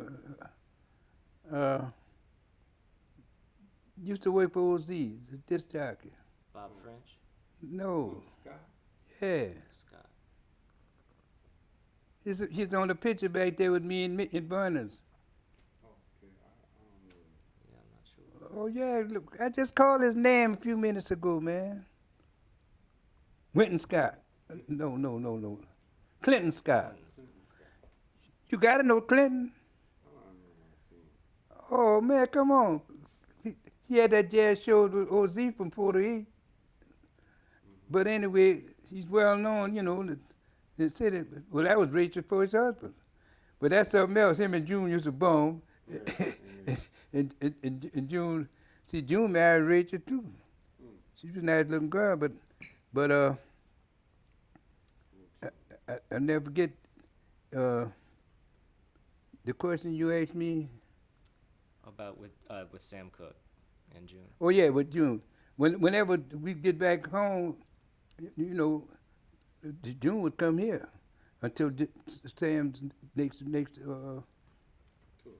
tour. But I tell you, man, when that broad shot Sam, I lost the pictures in Katrina, in the newspaper, where he was laying with that sport jacket on. That's all he had on. Because when he left La Brea in Washington, in that club, I was living right up the street. Me, John Boudreaux, Ray Tyler, Harry Baptiste, Melvin Last, and Terry Lee, we living in that apartment on Mariposa, right off La Brea. Anyway, this broad was one of the sophisticated prostitutes, you know. And Sam was a very attractive fellow. I got a CD back there that I'm on with him, you know. It got his picture on it. I can make you laugh about his pad. Beautiful home, man, in Baldwin Hills there. Yeah. We had just come from recording Tennessee Waltz, and he always liked you to come to his house, man. We get recording, and Harold told him, say, man, say, we got things to do, Sam. Say, maybe another time. But he lived near where Harold stayed in Baldwin Hills? No. Harold lived on What Harold? Baptiste. No, man, Harold was we was living in a Harold was living like an apartment across from me, built just like Mason's. You see how them rooms up like Mason? Yeah. Room in the kitchen.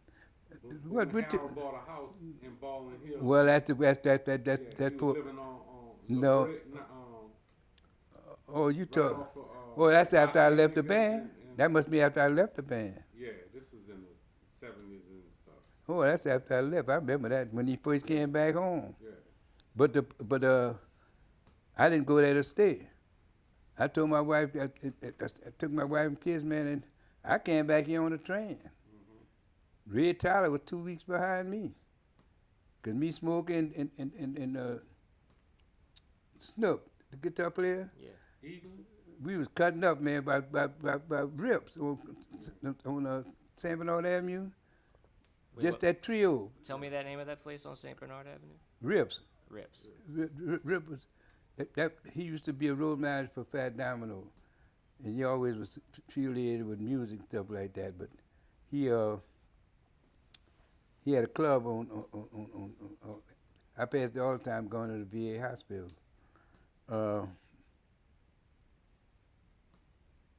Who I seen come up them steps? We was on that little bandstand. There was packing jam upstairs there. And I told Smoke, I said, man, that looked like red. And that's who it was. And when I split, the cat said, man, without Chuck, you know, they tried to get bass players out there. They couldn't play their for music. They tried a little Tom and Shelby, they tried 2-3 cats. So, But the thing of it is, I had that mortgage then at that time, you know, that house I lost. It was paid for in 77, but we talking about 1963 now. When I realized them cats came out there to stay, that's what you talking about, Yeah, when Harold. with houses and all that. But he formed that company right here on Orleans and Claiborne, Right. and he chose the musicians he wanted. He admit that in that book I got in the back. You see, the reason why he chose John Boudreaux and me is because we were doing it was in the studios all the time, you know. And Melvin and him always had been friends. And Ray Tyler lived in the studios. That's what he's saying there. one last Sam Cooke related question. So I read that you helped compose the introduction to A Change Is Gonna No. Come. Okay, well let's correct the record. Somebody, that's correct. That lady over there. Oh, she You gonna make me turn my head and see if someone's there? no, that lady still Regina. Yeah. Yeah, she what you telling people that he was with Sam Cooke. He went, no. I played it, but I had nothing to do with that introduction. Okay. This fella from born and raised in New Orleans. He did the arrangements for Sam. A guitar player. Call his name as soon as y'all leave. Bet you that. Levine? Huh? Levine? No, I know Levine. This guy left. He left after World War II and went to Los Angeles. That one, not McLean. Not no, Ernest no, Ernest man. No, I played with Ernest man. I'm talking about this guy. I met him through Sam. Was he I- part of the AFO? No. I'm telling you, I didn't know him. Nobody. Okay. He left after World War II. Okay. He left New Orleans, moved to L.A. and died in L.A. He stayed in L.A. all the rest of his life. Okay. I never forget one day we was in the studio, and he came over there by the rhythm section, and he said, "You from New Orleans?" To tell me, I said, "Oh yeah." He said, "Man, you sound good." And Players Johnson's sister, 'cause they left here in '51. His mother took all of them with me. His sister was in that background voice, you understand? And she came over there and whispered into her poem, told me, said, "Chuck, them 4 voices over there say they stand in tune listening at your bass." And it made me feel good, you know. I had 2 people in there that I don't even know. And this fella there, that was Sam's the band director, he had Gerald Wilson, one of the baddest in the world, you know, and all them cats in the orchestra, because he was out there for many years. I'm going to call his name, I bet you, when y'all, as soon as I sit in that chair there. But he died, and he'd be 100 and, about 100 something. He passed on. Jonathan, is there anything that you want to talk about? Man, we were thinking about Mr. Badie and his education, but He was educated by the world, 'cause he was all through the world, you know, from the streets to the schoolhouse was just a small part of his experience. His life experience was his work. You know, that's the beauty of it, was his work. And playing with any and everybody, and was known for his groove. Number one, holding it down, the groove, and putting that bottom in there, and you know, the first time I remember hearing your name was those days when you were doing Masons. I was a little kid, and one of the weekends my little cousin had to sub for you, Elton Heron, Walene's son. Yeah, I know him, but June got him to come over there. He had to sub for you. Yeah, I didn't know Yeah, he played there. but that's when Mason had added on all that other stuff, the Flying Fox, and all of those That's other around the plays. time Yeah. when Red took sick, and I took sick. No, Red Yeah. took sick. Louis Mason said, "Well, Chuck, I'm gonna make you a group leader." I said, "Yeah," and I take that sign down too, because I swore I'd never lead another Yeah. group. Yeah.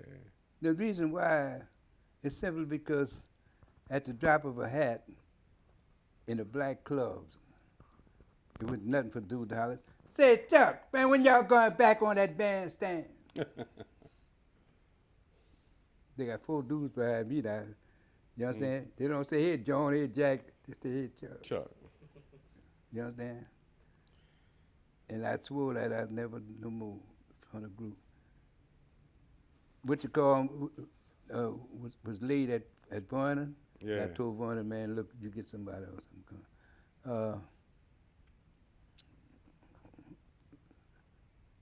The fella substituted from Texas, hell of a pianist. When Ed Frank didn't show up, Mm-hmm. that's when he went to try to get well. Yeah. That Because addiction- Ed used to live in Texas. That addiction, huh? Ed used to live in Texas. Oh, I know that, but Yeah. he wanted me to go with him. I said, "Man, ain't no way I'm gonna leave you and go live somewhere to play a gig, and I got all the gigs here I need." Well, you know, that's speaking of Ed, Mr. Frank, and I was talking to his daughter, Eileen, one day. And this was right after he had died. He was playing the hall, and he was sick.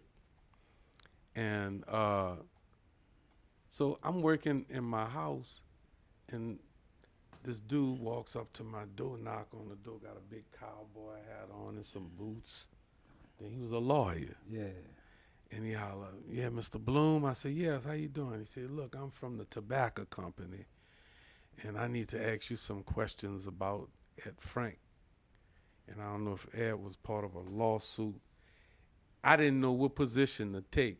So all I told him, and he asked me, he said, "What do you want to say about Mr. Frank?" And the only thing I said, "Well, to be honest with you, all I can tell you was he was a gentleman and a scholar. Stone gentleman. A gentleman and a scholar. I never saw him bent up out of shape where he was talking to somebody. I've never met, You know, when I spoke at Harry Badie's funeral, yeah, I mentioned the fact that he was the most intelligent dude, yeah, Harry was.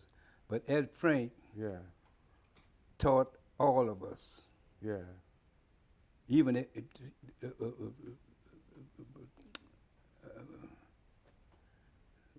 that fellow around the corner, the place name Ellis Marcellus. yeah, Ellis. As long yeah, as we worked together, yeah, Ellis even said one day, he said, "Man," because Ellis was playing tenor, Yeah. tenor sax.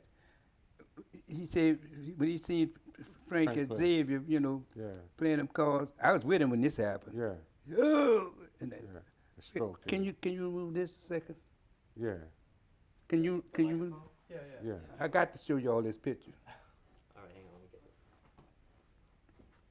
this. I found it back. Pull it, So help me God, I Oh, forgot. I see. put it inside and then pull it. I forgot. Sorry, let me see if I can get to it from that way. I found this back there. I didn't even know it was in this house of Ed Frank. Because that you see back on that wall, that's that Buzzes on Bourbon Street. Yeah, The trio. yeah. I played his funeral, boy. We sent him home nice. I never forget Ed Frank. Ed Frank told in his last hour, told my son, "Your dad was my best friend." Mhm. Yeah, well, I talk with his daughter every now and then. You got one round the corner. He's gonna, is he gonna bring it, or are we supposed to follow him? Why don't we follow, and then if we wanted to get a little bit of that room, Okay. I don't want to. Okay, can you hold on? Yeah, sure. Oh, he's bringing it. Oh, he's bringing it. Oh, okay. I stumbled upon this to help me and it shot me. That's my daughter there. She'll be 72 now. She died year before last. You know, Mr. Badie, you know, I knew your son Peter, yeah. Yeah, that's him over there. That's Ed Frank. Now Peter used to live right there off of London Avenue for a little while, right? That's when he's with his wife and children. That's when I met him. I met him with. Okay, who is this? Is this who we're looking at? Huh? We're looking at it. That's Ed Frank. That's who you're all speaking about. It. That's him there. That's Mr. Will and Mr. Humphrey. One day. This in Palm Cove. We's on a bandstand. I'm right over here. See that hand? Oh, yeah. And the thing One was, hand. everybody in the city of New Orleans. I go back there and get some music that he wrote for bass. His penmanship's so beautiful, man. And nobody in the city wrote like it. I seen him sit on the bar in Palm Court and write out parts. You understand? The guy was so educated, man. And I got in the humbug with Roy Brown on the car to him. What happened? He was 19 years old then, and we came back in town, and they had a piano player from Detroit. We rehearsed it at the Rainbow Room in Foster's, and Ed Frank lived right across the street in Magnolia Project. Was playing that little music of Roy Brown, like because this guy here, he like everybody said, Ed Frank taught all of us. He was strictly a modern jazz pianist, contemporary pianist. It hurt me, man. When he died, we passed by the Preservation Hall. Yeah. You know. Yeah. His funeral went to. And when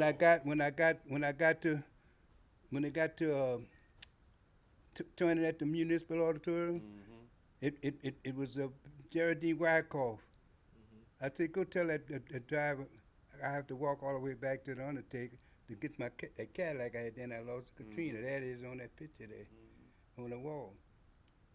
So I sit in the front of that hoist with my hand on his casket. You know, was in there going to the graveyard. So I told him to drop me off right there by Labatt Funeral Home, and my car's parked right there on the side. So I got in there and followed the procession. I was with him all the way. Yeah, Frank. We sent him This- away nice that day. Oh yeah, this cat, We sent him away nice. the musicians that he taught, they admitted, I'm one. He taught us all. He showed me one time something mathematically, you know. He said, oh no, Chuck, look man, it go like this. So easy. You know, you drop that zero down, you understand, you don't have to be multiplying all the way from year to year. He showed me the trillions, billions. Sitting on the boat, go by his house, the Magnolia Project. He and I at Blackwell, that's where we used to rehearse. In the Magnolia? We had a book, we had a book this thick of arrangements. I got about 20 back there. This won't take a second. I gotta show it to you. All right, I'm gonna follow you. It's his work, it's his work. I played with him in his last days. Is that right?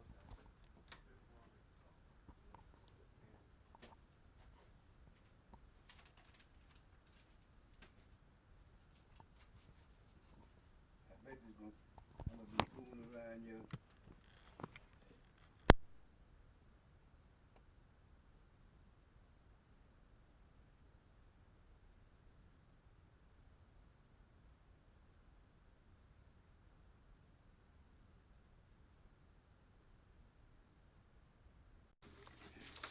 With your man Basil and the group, and she was singing on the group.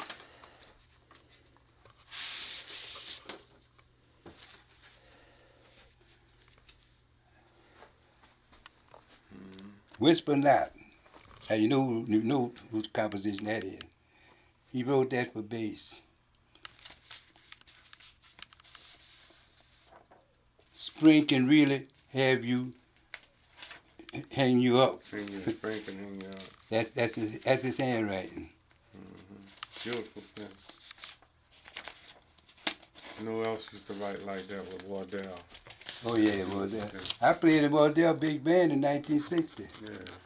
Oh, yeah. And Alan Toussaint came all the way from the front of the Fourth and Claiborne by the Union Hall. Mm-hmm. Toussaint said, Chuck, I hear that bass. There it is right there.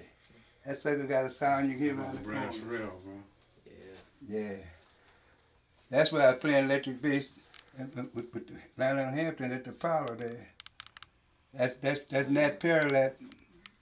Nat Adlib standing behind me. Oh, Nat. Did you do sessions with Wardell also? No. No, just in the big band. See, Wardell formed a group. Formed a record company. Right, Malico. NOLA, New Oh, Orleans, Nola. Louisiana. Yeah, he did Nola. That's right. But I'm saying I couldn't, work harder when we right across the street from each other. Yeah. How bad teach me? There we all right there. This is what I was telling you about a book that Harold wrote. Here it is here. I gave this to my sister, that's my oldest sister. She told me one day, she died in 2003, she said, bro, it's time you take this back. There's the airful. Say, look at your, What'd you say? look at your, Johnson. Mm. Dave. Burning. Oh, yeah. That's burning. Look. Look, let me show you. Mm-hmm. That's Cannonball. Cannonball, yeah. There's one of Red Tyler's. This here is right there where you see it just now. Mm-hmm.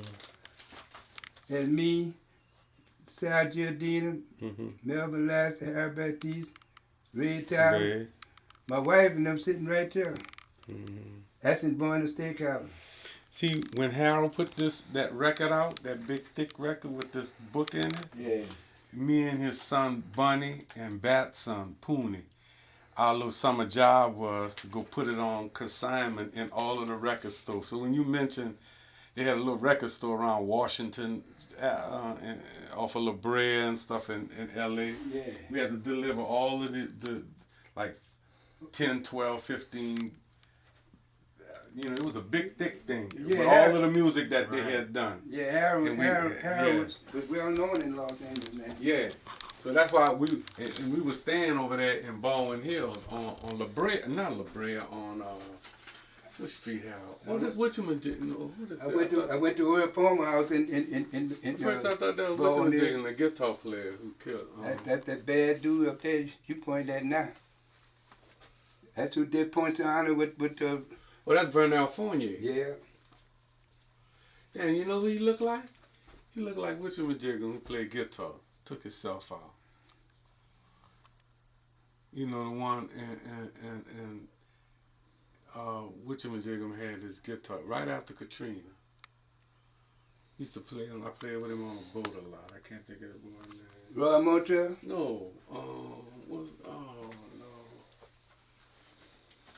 Man, played good guitar player too. Now look, let me show you.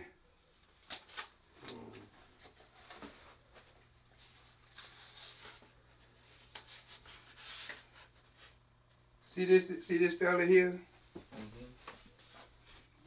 Hank Crawford? You know how popular he is, then. And he was with Ray Charles. He heard me play me and James Black, and he James Russell called Stinky. He married Rachel's sister. This cat came there. Look, he paid James Russell $40 to bring me and James Black to Baton Rouge, where he was playing. We got there. Now we in the black and white like we used to do. We in that, and he wants to. Man, what y'all come to New York with me? I said, with what?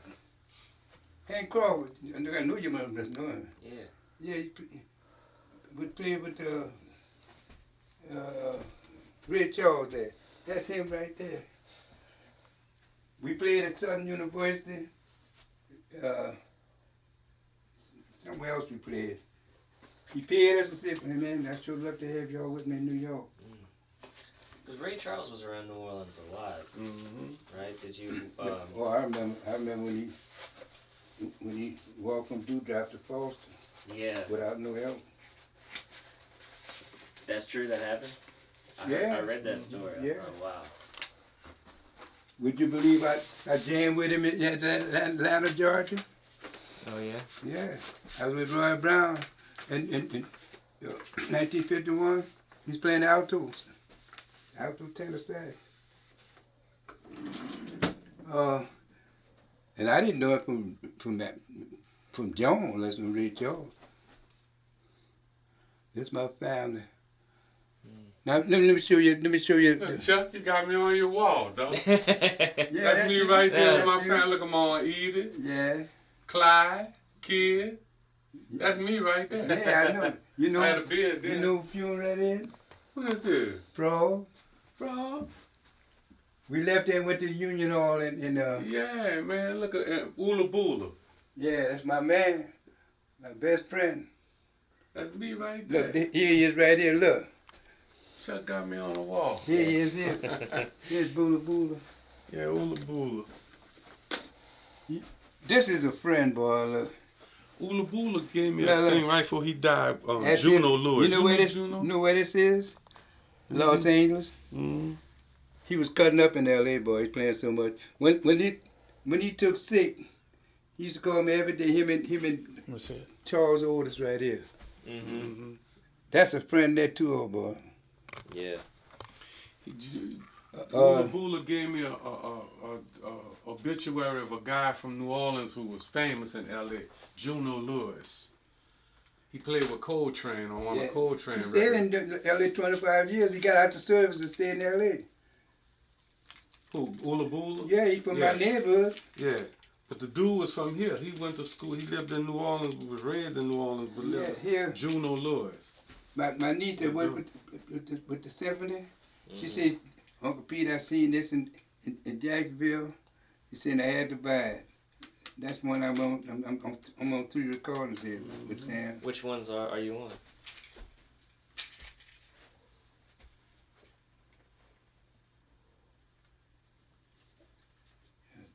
My glasses. I'm on.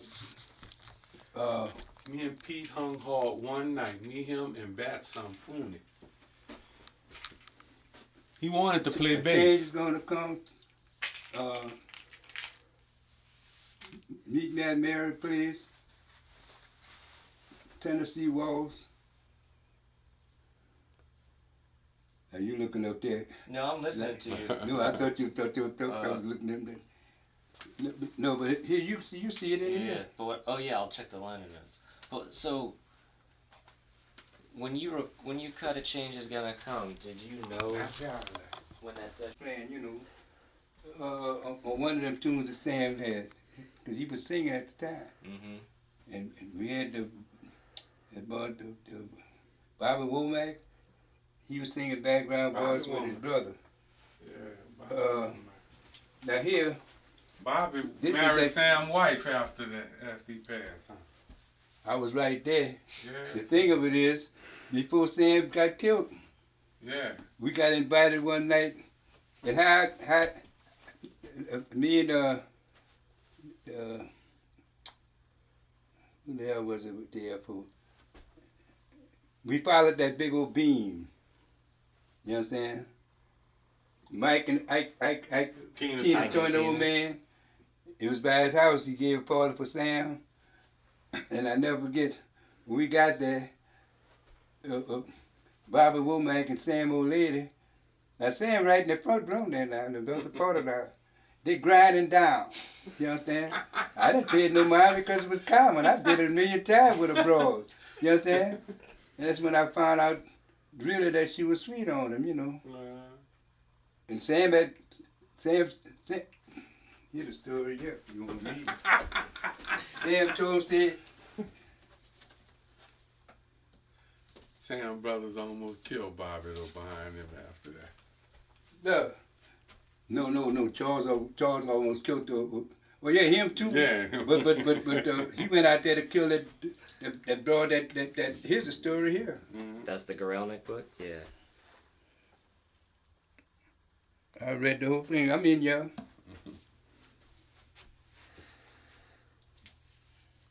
Mr. Badie, is there somebody that you don't get asked about a lot, or that someone that you think about that you don't hear being discussed? Something that that we should be hip to that we don't know about. We don't know how to ask you about. Like who? Such as a musician or what? Whoever. You, whoever. In your life, who's significant to you that you may not get asked about?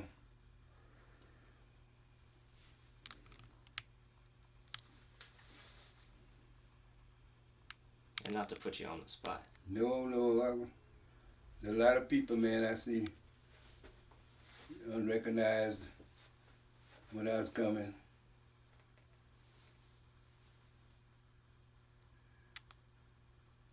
That's kind of hard. Fair enough. Yeah, don't worry about it. It's not a day pass. It's not a day pass that I don't count the musicians I played with across this nation. You understand? For instance, like Lionel Hampton. That's in Brussels, Belgium. And he rented that bass because mine was in New York. You understand? That's in Brussels, Belgium. You know where I was standing at back there? That's William Maker, the guitars and the piano players on this side. Mm-hmm. Dwight Mitchell, bad dude. Don't, look, he did this. When he do this, that means bass come up this way. You understand?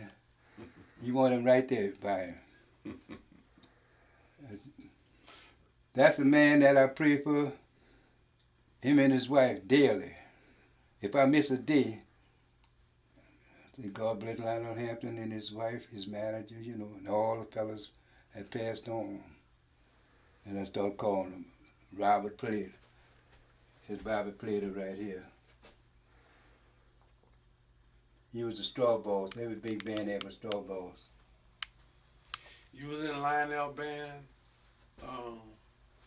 when him and James Black got into it? No.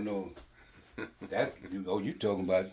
Well, I was on that band in 50, 54, 55, 56. James. You talking about 1990? Yeah. Oh, I got the story. I got the story. It's in there where before that happened with James Black. You understand? That happened with any drummer that came on that band. Yeah. You understand? Uh-huh. And who was I to tell the cat any different? The band leader told him, man, I don't want that 4 beats in my band. You know, I mean that 2-beat thing. 2-beat thing. You know, all this. Yeah. And I wish I had picture. I got it somewhere in there, that tum that he jumped on. Boy, every time he did that, man. If I was in the shape that I am now, I couldn't take it. Then I was what? I was 20. I was 30 years old. You understand? He was standing right there, boy, in that band is powering. You understand? And go far from me to you, Jack, and jump on the tum this high. He had that special made. I got yet to see him fall, you know, trip or whatever. He told everybody, I took him off of that bus, man. Both his legs was broke. Down here, I got him and dragged him up there and we laid him out there on the ground. But let me make you laugh. I was on the band about 2 weeks. We played Kansas City, and I didn't know nobody in the band, just like a football team, you know. Yeah.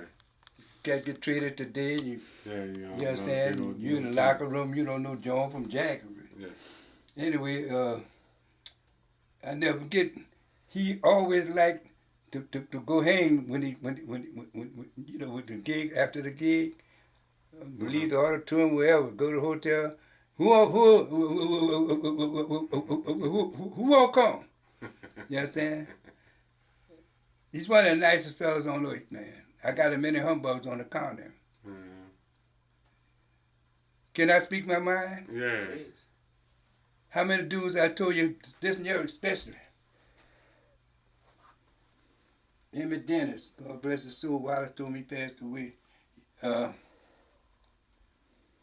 Y'all talk about the man. I said, what? You know you was coming in. What you was coming into? What the fuck you joined his band?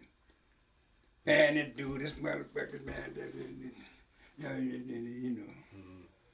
He was so nice and kind. Can't Bassist do this at your fucking ass. That means it's over with you. When he do that. Yeah. But they took advantage of Gates, man. And I never forget. When I caught that bitch, she was bald-headed. All of her black chick with all her hair.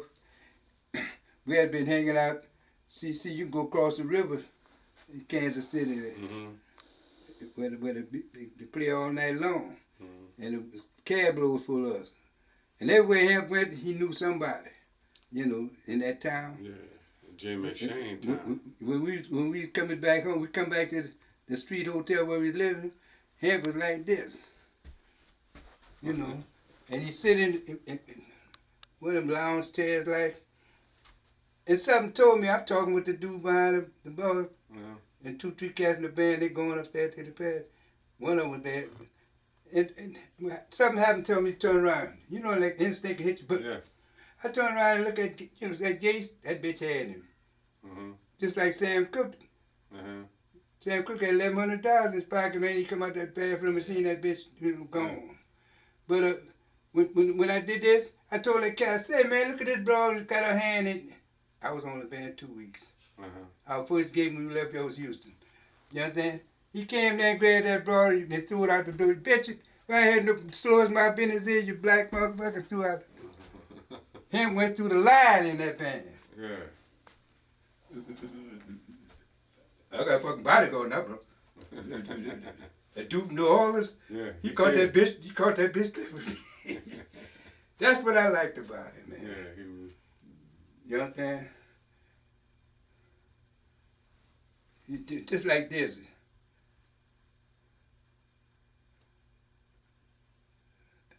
I played that thing for several minutes the other day, and he took his computer and put it and took it off of the corner I got inside. Mm-hmm.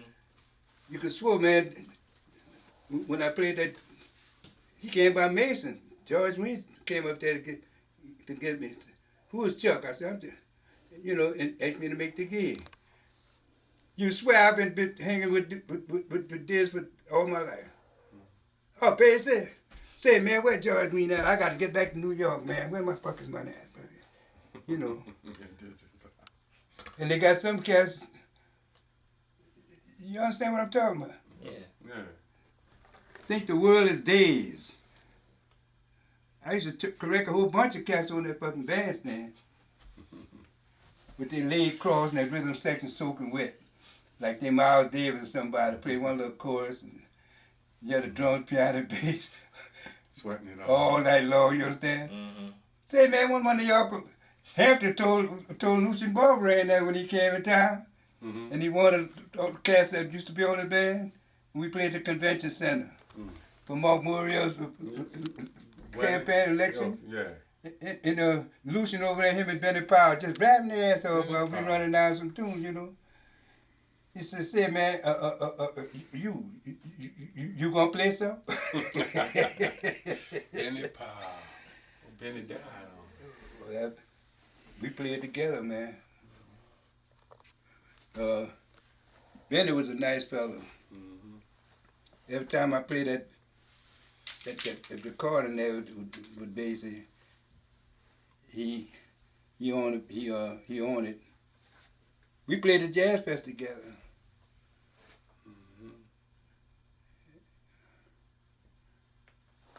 Here's a fella I was raised up with, Curtis Mitchell. Curtis. He come up in the neighborhood where I come. He was Curtis at Grunewald with me. Good dude. Yeah, he was in all. I played with him at the hall a lot and played with Maynard with him a lot. My mama, baby brother. This is a fella here. That's Charles Otis there, Grunewald. Yeah. The half of these pictures in here. I mean, a third probably of it, but he sent here, for musicians that I knew or played with that he had up in New York. He sent here. He the one sent that old Palmer book here. But tell him this about him: if somebody stayed around the corner and died, Honey Boy might call you and tell you they're dead before you, and you be around the corner. And he in New York. Look, when Frank Parker died. When Frank Parker died, Honey Boy called my house. I played music. I'm in the band. Yeah. Said, Chuck, you heard about Frank Parker? I said, what's the name, Honey Boy? That's him right there, Honey Boy. Honey Boy. Oh, Now this cat here, his brother.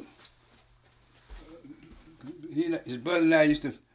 You talking about a cat with nerve? You understand? His brother. We used to bum together. He was going with the dude's old lady. The dude that worked on Cherokee Lane. There's a rough neighborhood uptown where I come. We all on the corner talking. He go across the street, sitting on the porch with him. I said, man, this man, her old man on his way home from work, Chuck, I got something, the blue flames come out of, talking like this, how fire come out of gun. Yeah, those are my grandchildren when they graduated. I spoke when I got this here at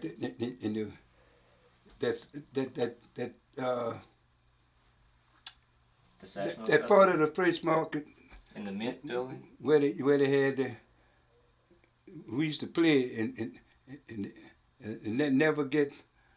Harry Bassist and I was on the thing to spit to Sue Hall, Jason Patton, all of them put it together. Okay.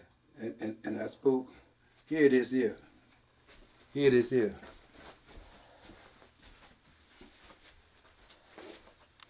Here it is here. You got. That's down at the center. Yeah, when they had the National Park Service office. Yeah. Yeah. That's me and Harry Bassist. That's the drummer. That's Herman Jackson, huh? Yeah, Herman. That Randy brother. Here he is. What I'm telling you about outside. Clinton Scott. This Vernon Steakhouse here. Oh yeah. That's the band right. The bandstand is right here. That's me. I just got off. So Vernon's. Steve Blaylock, that's who he made me think of, Chuck. Steve Blaylock. Blaylock. Don't he look like Steve Yeah. Blaylock? Yeah. That's who he looked like.